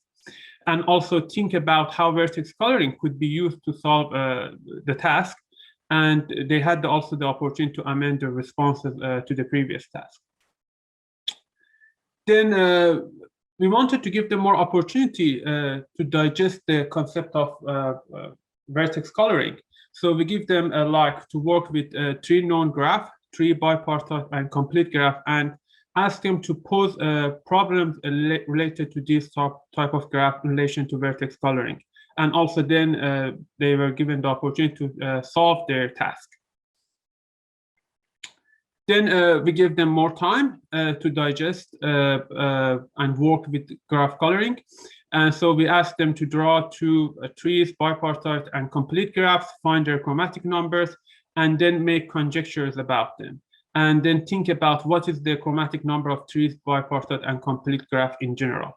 So these are part of the like the traditional teaching of vertex coloring that the student need to know that, but we give them with a problem posing task.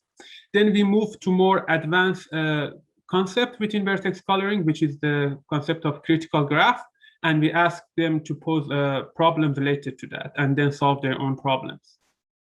And then it followed by another task that they work with critical graphs, and we try to prepare them to engage with a theorem related to co-critical graphs.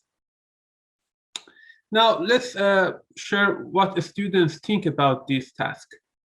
So the majority of the students who participated in the session enjoyed engaging with this inquiry-based task. They highlighted different reasons for their perception. They believe it helped them to develop a conceptual understanding of mathematics. It gives them the opportunity to work with their peers, expose them to different approaches for solving problems, constructing their knowledge step by step, having them the opportunity to pose problems. And also some students, they did not notice how the time passed during the session, indicating they enjoyed engaging with this inquiry-based task. 2 students also appreciated that the teaching was started with a real-world problem. 2 sample responses were, the teaching today was very interesting and enjoyable. If all the sessions in different mathematical courses are designed in this way, the lecture can be more productive. Also, in terms of learning, it was meaningful and more lasting in mind. This method, in which the student starts by just reading the definition and posing a question and then answering it himself and find the connection between the problems, is very useful because it makes the problems last longer in mind, and the student becomes more familiar with how to do research and solve problems. While most students enjoyed engaging with these inquiry-based tasks, some students raised a few concerns. Some students believe more time should be allocated for group work, and one student mentioned that more time could be considered for whole classroom discussion. Two students also found it hard to communicate with each other about the inquiry-based task online. Two students also highlighted that the less content could be covered in such practice than traditional lecturing. A sample response was, the teaching method was good on the one hand and was bad on the other hand. It was good that the teaching was not lecture-centered and we did group work. However, on the other hand, if we had traditional lecturing, more content could be taught and we did not spend much time on each task. The lecturer feedback on this inquiry-based practice was to some extent in line with the student feedback, and he agreed more time could be given to a student for this inquiry-based task. Considering it was his first experience of using inquiry-based practice for teaching graph theory, he believed a lecturer might be a bit distracted when orchestrating the classroom discussion, and that might cause the lecturer to lose some of his attention on the content. Despite these disadvantages, he highlighted that the advantage of inquiry-based practice, helping a student develop their mathematical thinking, reasoning, and communication skills, and it's more enjoyable for a student than traditional lecturing. Our observation of this inquiry-based practice was also in line with what the student and the lecturer shared. For instance, as we expected, task 1 motivated the student to learn more about vertex coloring, and the students appreciated the opportunity to engage with problem-posing tasks and make conjectures about different properties of graphs. However, we need to highlight that task 7 was challenging for many groups, and engaging with the previous tasks were not enough for these groups to help them overcome the challenge of proving the theorem in the limited time given to students. So our inquiry into teaching and learning of vertex coloring showed that many students enjoyed working with inquiry-based tasks and perceived that inquiry-based practice could help them develop their conceptual understanding of mathematics. While the majority of the students and the lecturer had positive perception toward the inquiry-based practice, both groups raised the issue that in inquiry-based practice, less content can be covered and it's a time-consuming teaching approach. We expected to receive such a comment from the lecturer considering his teaching environment and background. However, it was interesting that the student also raised the issue by taking a critical stand toward mathematics teaching. Blending inquiry-based practice with a flipped classroom approach can help lecturers reduce the content pressure in their mathematical courses. However, it is worth highlighting recent study suggests that the teaching approach lecturers use in their practice is dependent on their personal belief, such as their perception of the effectiveness of lecturing. For instance, Johnson and his colleagues reported that lecturers who use lecturing more than 70% of the time had the highest agreement with the statements such as, "I think lecture is the best way to teach." So let me finish with a quote from Johnson. "Meeting instructors where they are and introducing behaviors that are commensurate with their belief may be an entry point for supporting them in transitioning to more research and evidence-based instructional practice.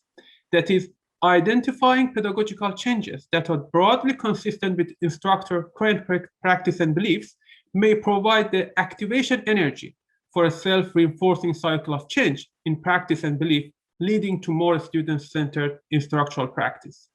So we agree with this point of view and hope sharing inquiry-based practice similar to what we shared in this presentation encourage more mathematics lecturers to use a student-centered approach in their teaching. Thank you for your attention. Thank you, Farzad, for sharing your experience. And the next speaker is Helge Fredriksen.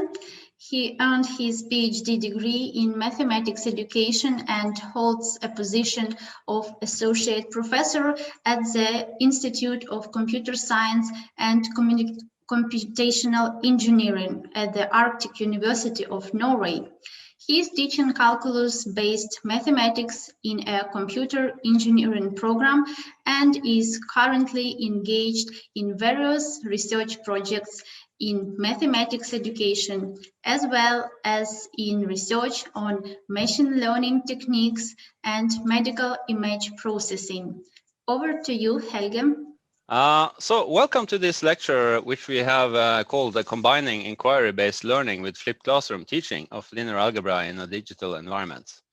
So who are we? Well, it's me, Helge Fredriksen from the Arctic University of Norway, and Josef Rebenda from the Borneo University of Technology in Czechia, who is in fact the main guy, I would say. He came to me about a year ago, proposing that we could work together on a funded project on mathematics teaching in engineering education.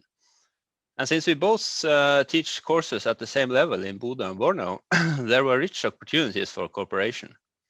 And since Joseph was able to get the project funded by EEA, the organization that you see the logo of in the upper left corner, the project could be justified economically as well. Others who has contributed to the project is Ragnhild Johanne Renso from the My University and Susanne Patikova from the Thomas Bata University. So why did we want to engage in this project? Initially, we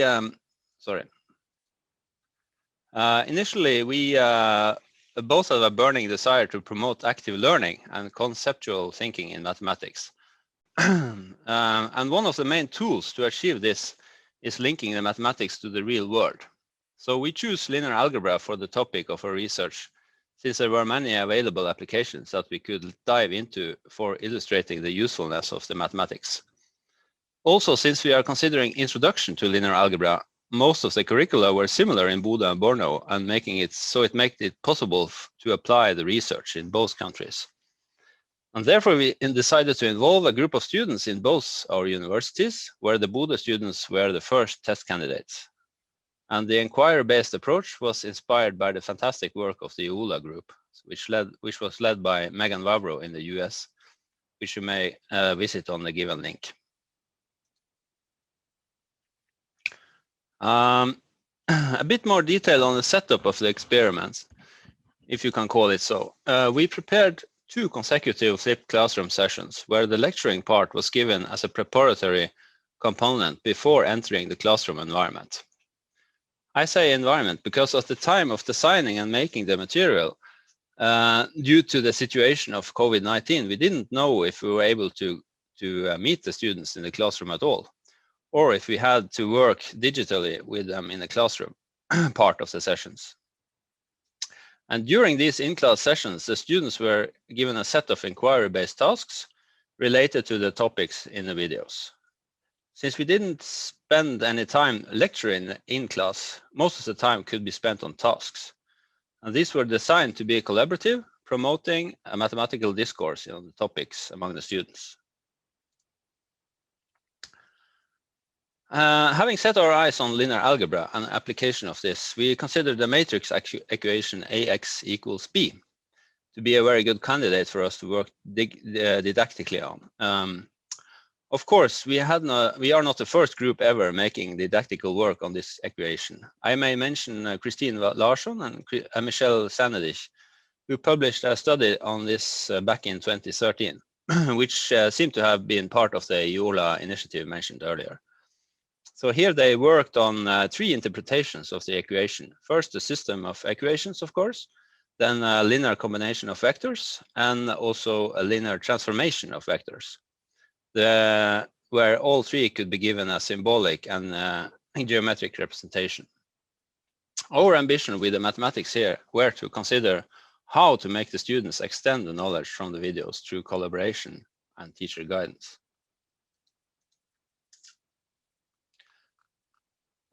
We made videos for 2 sessions, each having 4 videos of 10 to 15 minutes long length. The first session was introductory, while the next focused on the applications of each of the 3 interpretations. To record the videos, I utilized a touchscreen PC, a virtual blackboard, drawing tool called SmoothDraw, and Camtasia Studio to record and edit the screen recording session. The videos were then uploaded to YouTube and made available in Campus Increment, which is a lightweight learning management system intended for flipped classrooms. So then I utilized the common chalk and talk way of lecturing, where I drew and wrote at the same time as telling what I did. The videos were made in English. The tasks were directly related to the material from the videos. This is according to the flipped classroom mantra and what research also confirms.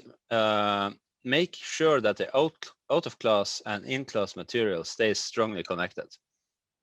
We made 3 sets of tasks for each session, where each group of students could choose which of the 3 fields they would like to work on: linear equation, linear combinations, or transformations. This division was also kept in the second session, where we had found various applications that they could play around with. And these had also their equivalents in the videos. The tasks were made in English, Norwegian, but English, and of course, Czech translations will appear later. This year, we had only 10 first-year students in Bodø, and only 4 of these participated in the 2 sessions, which we suspect was due to the extracurricular nature of the topics. All teaching had to be online due to the corona restrictions, but thus the students participated through Microsoft Teams. However, the digital teaching had the advantage that Joseph could participate as an observer from his location in Czechia. The students in Bodø were used to the flipped classroom teaching and were divided in groups of 2 persons, which worked in the breakout rooms for most of the time, after having picked the preferred tasks. And the teacher, which were me, were available for guidance, switching attendance between individual breakout rooms. After the group work, we spent some time in the end of the session summing up and presenting the group work in plenary. Immediately after having completed the teaching, we presented a questionnaire to the students, where they were asked to tell us about their impression of the videos, the group work, and the use of digital tools. In particular, we wanted to study how helpful the videos had been in the work with the tasks, how the discussions in groups affected their understanding of the mathematics, and in working with GeoGebra and Octave had aided their exploration and conceptual understanding. Also, we wanted to know more about the work in breakout rooms on shared whiteboards and how that had affected the collaborative efforts. Most questions were in a Likert scale grading, but some questions also required textual answers. And the results, in addition to answering on the questionnaire, which all participating students did, Joseph observed the working of the groups in the both sessions. As this was the first test of a combined inquiry-based teaching and flipped classroom experience, we were glad to see that the overall impression of the students' feedback were positive. However, some critical remarks were of course given too. They mentioned that the number of students in each group were a bit few to make a fruitful conversation, and also some mentioned that the amount of work on some of the tasks were a bit too much. And one student felt that meeting physically would probably fit better to these kinds of discussion-based tasks. And thus the students were not definite in concluding to spend more time on similar tasks. But in retrospect, interviewing the students about this, we have learned that the formulation "more time" in the question actually meant that they thought it was more time on the problem-solving session. So this conclusion was not totally right. So the last slide. In general, the students seem to like the tasks and the ability to work in groups and discuss with the peers. Also, the availability of an external observer like Joseph seemed to have to be inspirational. In general, they consider the videos to be important for the group work, and that online collaborative tools like breakout rooms worked well, even if the shared whiteboard function required touchscreen tablet to work properly, a device that most students don't possess. Utilizing GeoGebra in the tasks appeared also to be a fruitful way of visualizing the mathematics. And that was the last. Me and Joseph will still have work to do in collecting data to be able to conclude anything. But we plan another intervention, this time in Borno, using the autumn term, during the autumn term 2021. And after that, we plan to co-write an article, hopefully. Thank you for listening, and I'm very sorry for the inconvenience. Thank you, Helge. And now we come to the final session of the webinar, a panel discussion moderated by Dr. Josef Rebenda, a researcher in mathematics at the Central European Institute of Technology and an assistant professor at Brno University of Technology. So over to you, Josef. Thank you, Maria, for introduction. It's my pleasure to be here today. Before we start the panel discussion, let me briefly introduce the panel. I will ask all panelists to switch their cameras and microphones on now. So, as we can see on the slide, we have today with us Professor Gabriele Kaiser from the University of Hamburg, who had a great presentation earlier today. Welcome to the panel, Gabriele. Thank you. Thank you. We have Professor Barbara Jaworski from Loughborough University, who is the soul of Platinum Community of Inquiry. And we are pleased to have you here, Barbara. Thank you very much, Josef. Thank you. We have Professor Natalia Morze from Borys Grinchenko Kyiv University, who also had a very interesting presentation about the combination of mathematics and business incubator today. Welcome to the panel, Natalia. I'm here. Thank you, Josef. And we have Professor Svitlana Rogovchenko from the University of Agder, who has experience with teaching mathematical modeling to engineering students and with educational research on teaching modeling. It's a pleasure to have you in the panel, Svitlana. Thank you, Josef. Again, I would like to encourage all participants to put their questions into the Padlet. You can find the link in the chat function. Before we get any questions there, we start with the questions prepared in advance by the panelists. So here we have the first question, which sounds simple. What is the relation between inquiry and modeling? But I have the feeling that although it is simple to formulate, it is more complex to answer. So what do you think, Barbara, if I may ask you first? Well, thank you for asking me, and I don't pretend to have the definitive answer. But for me, they're both about finding out. So probably inquiry is more general than modeling, because it seems to me that if you're going to model something, there has to be something that you're going to model. Whereas we can engage with inquiry in a given area by asking our own questions about that. I'm afraid my voice is going. So I'm going to hand over to one of the other panelists. Yes, thank you very much, Barbara. Would anyone else like to comment on this question? I think there is not a lot to add to what Barbara already said. I mean, modeling is a certain specific activity. And as we discussed before concerning the role of creativity, and of course, creativity and inquiry is strongly related as well. So we need a lot of inquiry within mathematical modeling, but of course you can do a lot of inquiries within mathematical problem solving and so on and so on. So you need, from my point of view, inquiry and inquiry-based teaching and learning within mathematical modeling, but inquiry and inquiry-based teaching and learning is certainly a broader approach from my point of view. Thank you very much, Gabriela. Anyone else wants to add to this? I can say something. Yes, please. As it seems that it is the common understanding, at least among the participants of this webinar, that inquiry is present at every step of the modeling process, and starting from the collection of data through mathematizing, setting the problem, the mathematical problem, and up to the validation and analysis and improvement of the developed models, the inquiry of all of different kinds is present there. But I would like to say something, to add something else.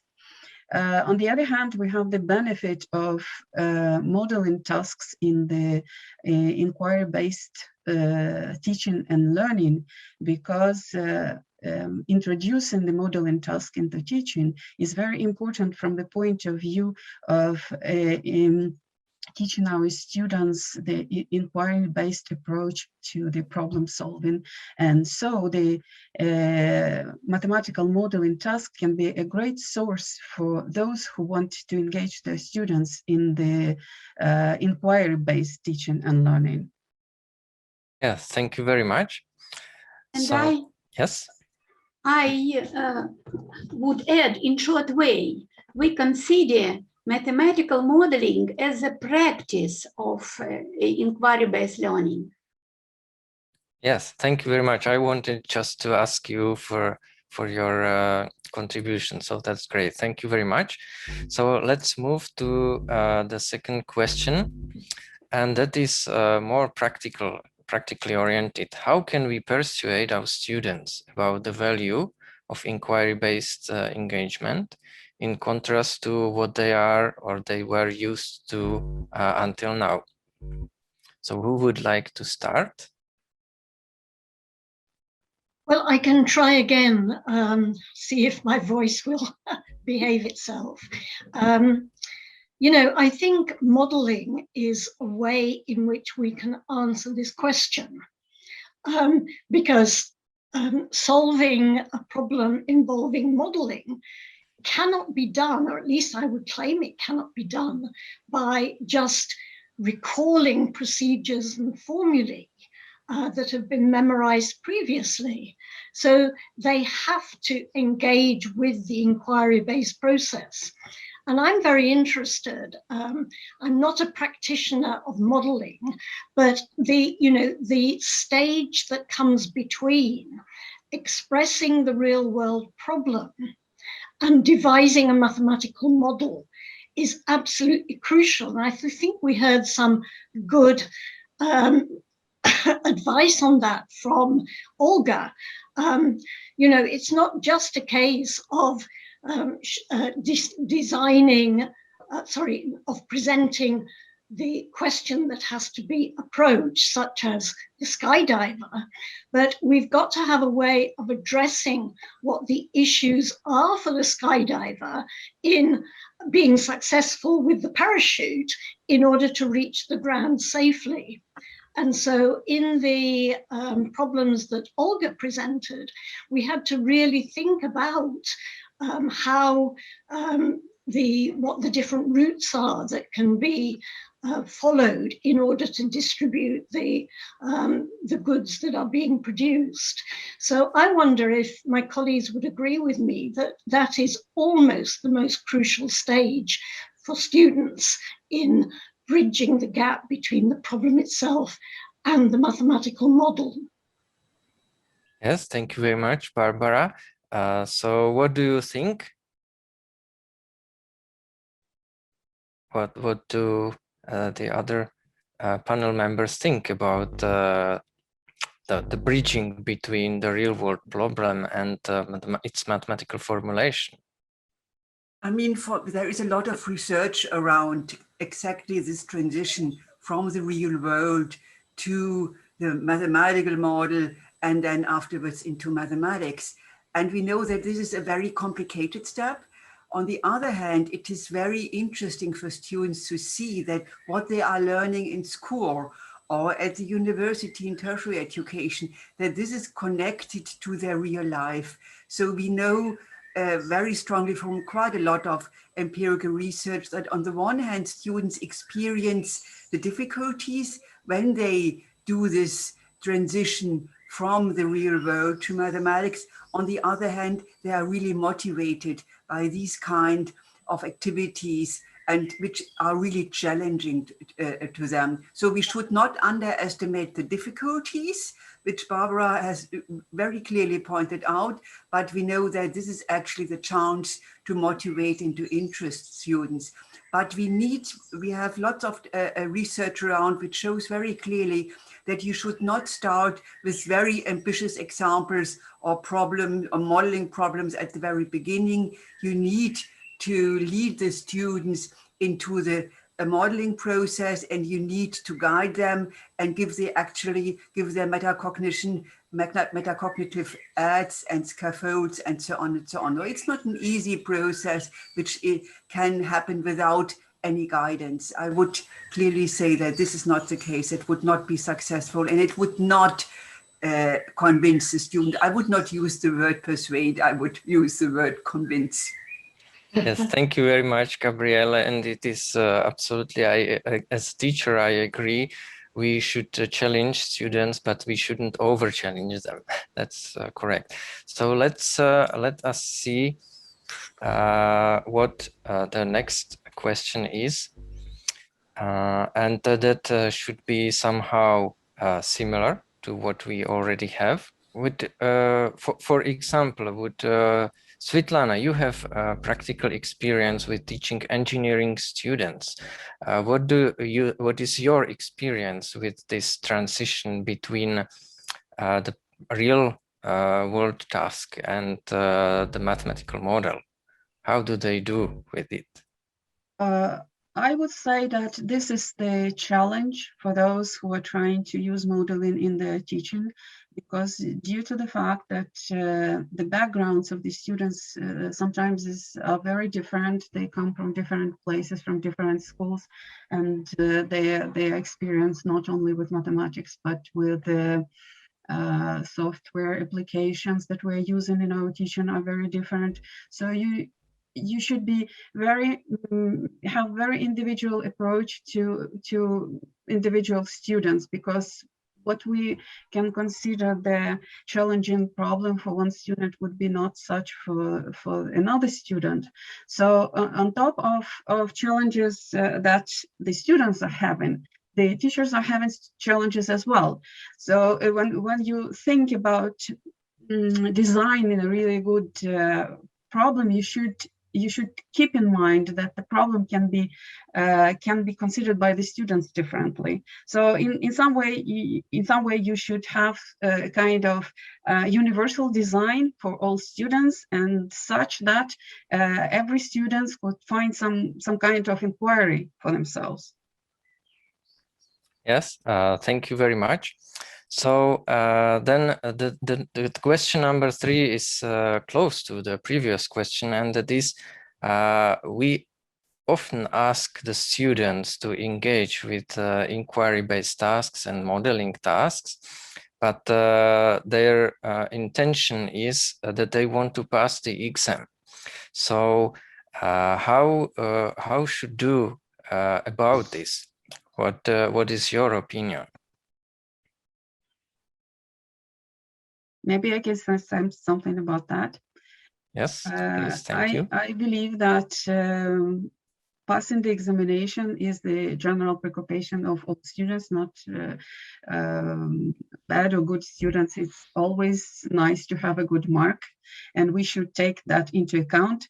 So, and there is a study that I came across that only 70% of students want to pass the examination, and they put that that's their primarily goal.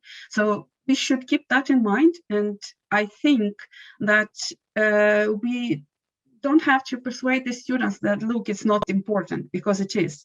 So I think we need to adjust our assessment ways in order to give the students the possibilities to participate in such assessment ways or tasks, so that this interest in the inquiry will be supported by the assessment way. And I just want to mention what Morten has said about the project-based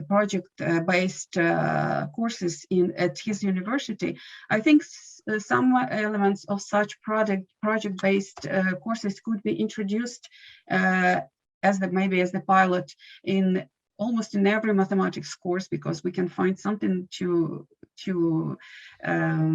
engage, to motivate our students to be engaged in the inquiry and modeling. Yes, thank you very much. I agree that we should think about the way of examination, of the form of the exams, of course. Who else would like to share the opinion on this? Okay, let me have a go. You know, in order to pass the examination with the least possible effort, there have to be simple questions with clear answers, such that there is one right answer. And if the student knows the method, they can get the right answer. We have to change the questions on the examination. We have to make those questions more related to the student's own thinking in addressing a problem.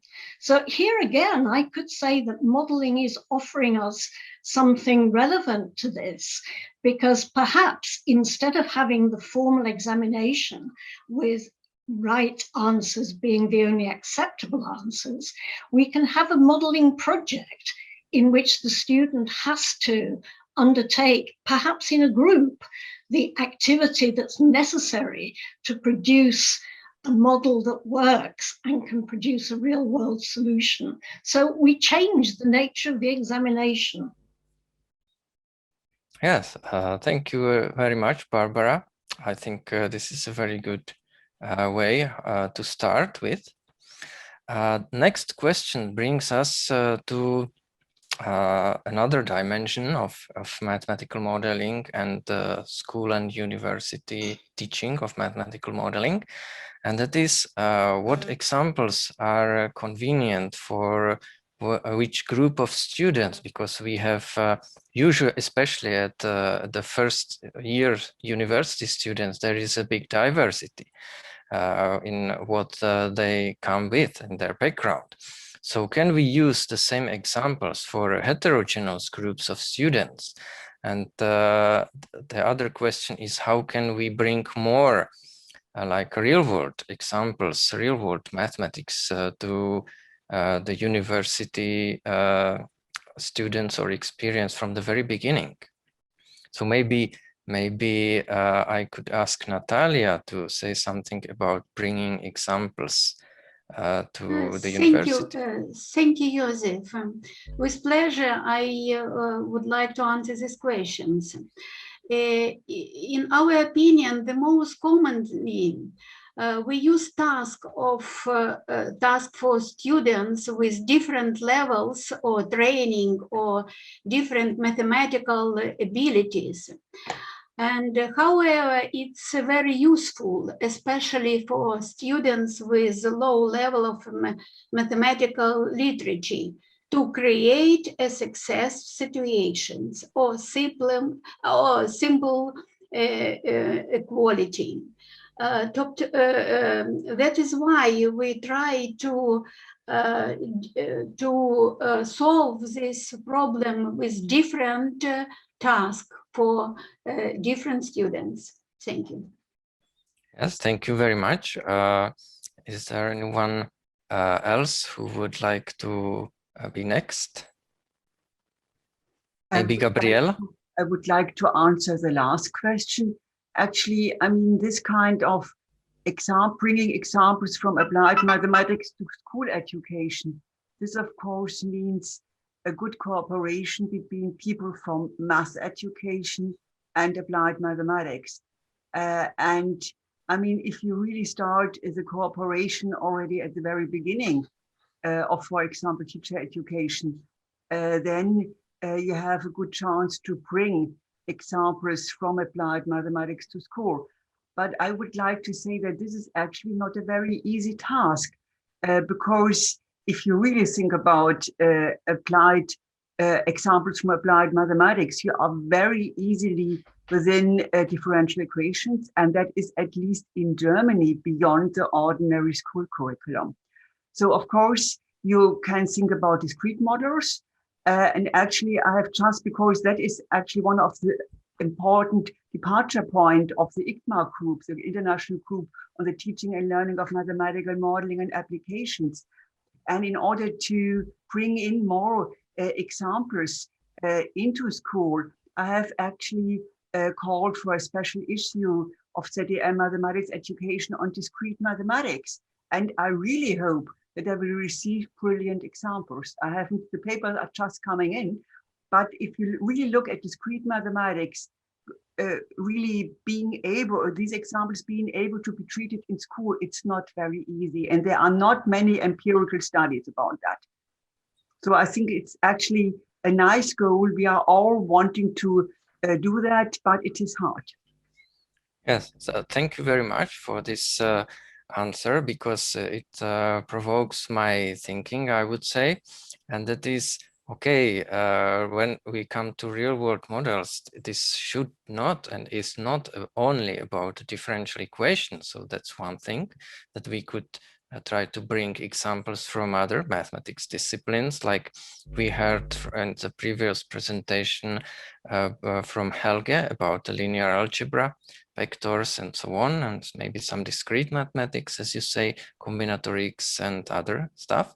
And the second question is whether we can dare to introduce some ideas from differential equations to the high school students, like those who are more advanced.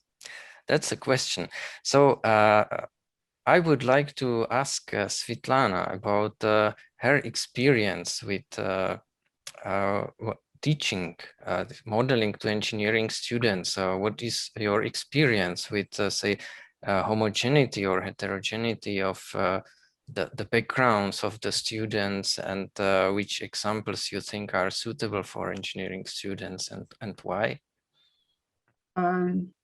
Yeah, thank you, Josef. I just wanted, first of all, I just wanted to agree with Gabriela about the need of cooperation and collaboration while developing the tasks, but not only for the high school or in school in general, but also for the students of the university, because there is a lack of sources for the teachers to offer the applied problems and modeling tasks for their students.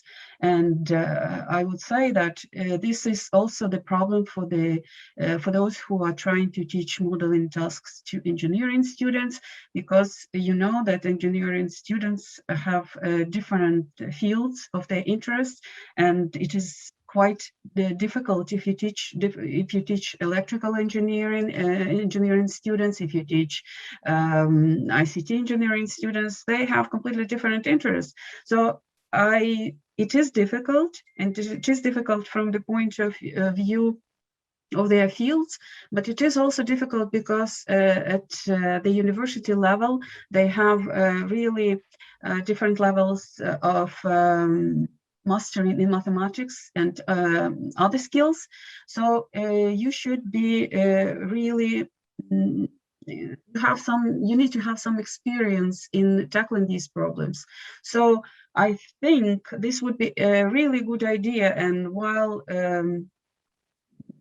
people like Gabriela are here, and you, Gabriela, have a really big experience in collaboration, international collaboration, I think it would be a really good idea to organize some kind of international collaboration on these issues, on teaching of mathematical modeling tasks to both secondary school students and university students.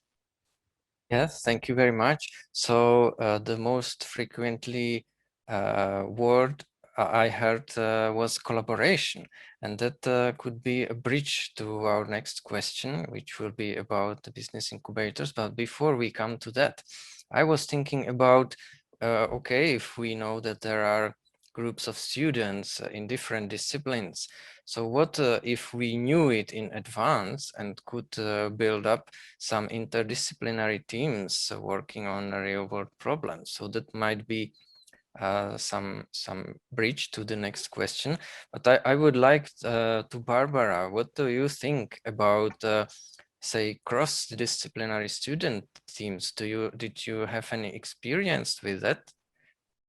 Well, I hate to say anything negative, but my experience here is not very good because some years ago I had to teach a course for engineering students in mathematics. And it seemed to me that since I knew very little about engineering students, I should find out from the engineers. And so I tried to develop relationships with the engineers so that they could help me choose good problems on which my students could work. And that was very unsuccessful because the engineers didn't think that that was part of their job, to create problems for mathematics students to use mathematics in engineering. So that was my experience. And one of the difficulties looking back to school mathematics is that it's often more difficult to organize cross-curricular groupings, cross-curricular teaching, than it is to organize teaching within a particular subject like mathematics. And I know, again, from experience, and this is good experience, that when you have a really good cooperation, say, between a mathematics teacher and a science teacher, the result is really stimulating for the students because they can see connections that would otherwise never be made.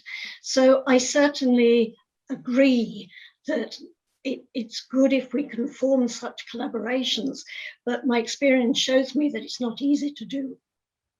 Yes, thank you very much for your honest answer, Barbara, and for actually answering the question number 5.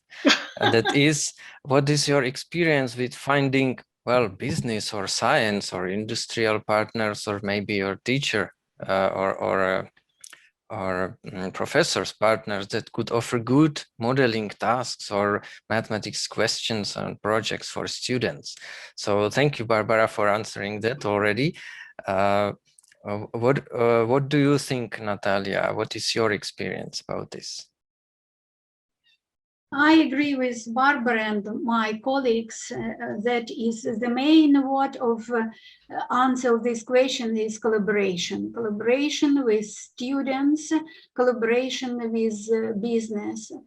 And if we have a good collaboration with business structure, organization in our city in Kyiv, and we start to do it, and this is way to have a real practice, good modeling task to real practice in the city. I think it's not easy, as Barbara says, but it's a way to find, to collect a good modeling task and to show students how they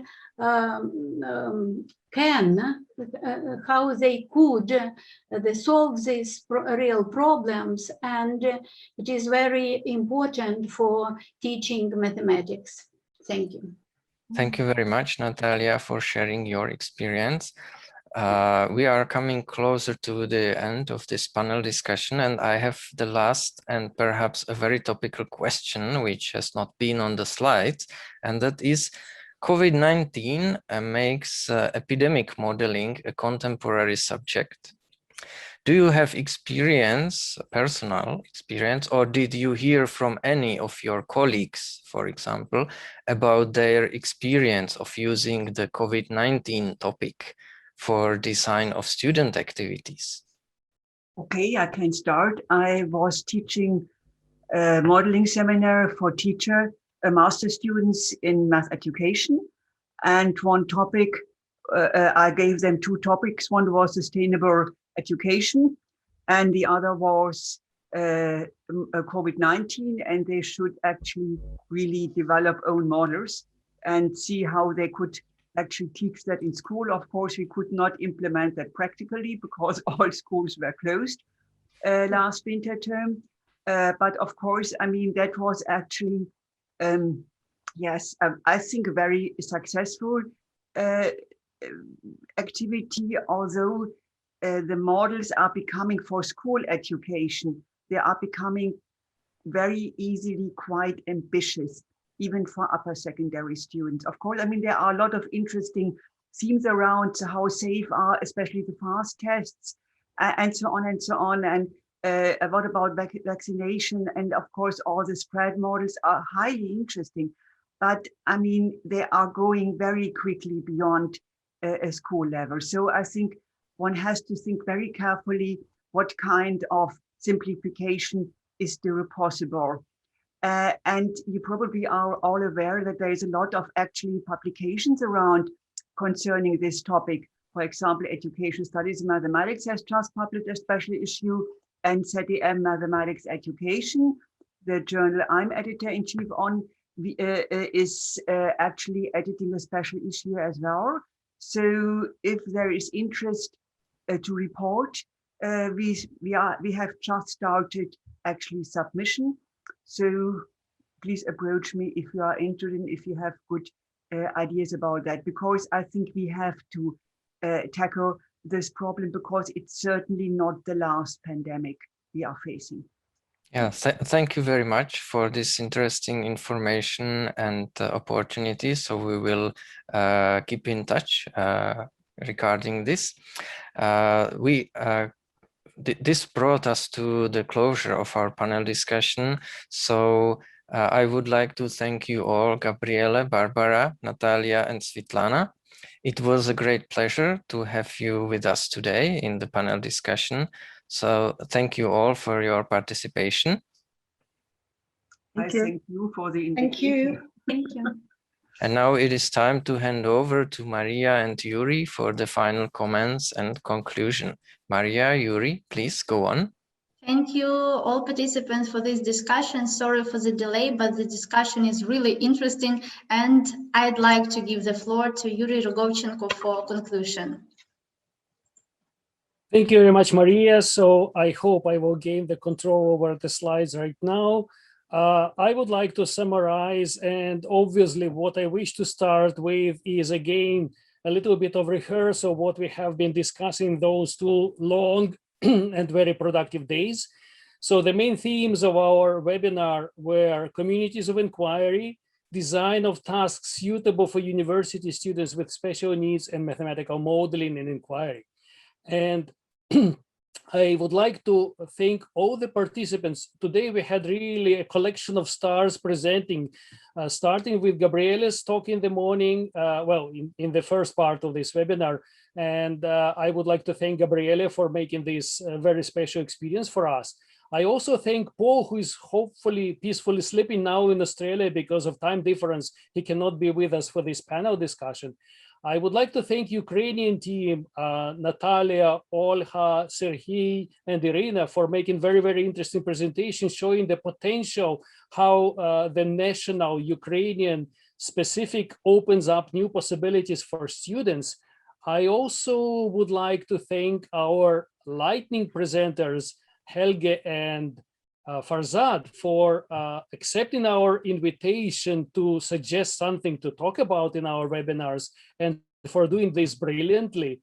And obviously, one of the most interesting and exciting things in all our webinars are question and answer sessions and the panel discussions. So I would like to thank all the participants in those sessions and discussion at the panel, and also Joseph, who conducted it very well today, and Thomas, who did it perfectly yesterday. So I thank Maria, who was our continuity person. I thank all the team in Ukraine and Czech Republic who was responsible for technical support. And I also thank very much all the participants in our webinar. So without you, this webinar doesn't make much sense. I would like really to have you returning to our webinars. As I can summarize in a couple of words what was happening in those 2 days, the key words for our webinar today and yesterday were small steps, creativity, imagination, and collaboration. So this is basically what the whole project, Platinum Project, is about, because we do make small steps. We engage in our community of inquiry more and more participants by really being not so scary with those small steps. We allow our imagination to guide us to new interesting discoveries and achievements, and we support each other in what we are doing. So we also thank you all participants for supporting our project, and we hope very much that we'll be able to see you soon in our next webinars. It seems that the format of discussion with the audience is attracting a lot of attention. So we started thinking about having one of those events where you just come and ask us questions, and we have an open and sincere talk about what we did in this project, where we succeeded more and where we succeeded less. Thank you very much for being with us today. And I really appreciate your support of our project and the work we are doing. Thank you, and bye from me and our team. Thank you, Yuri.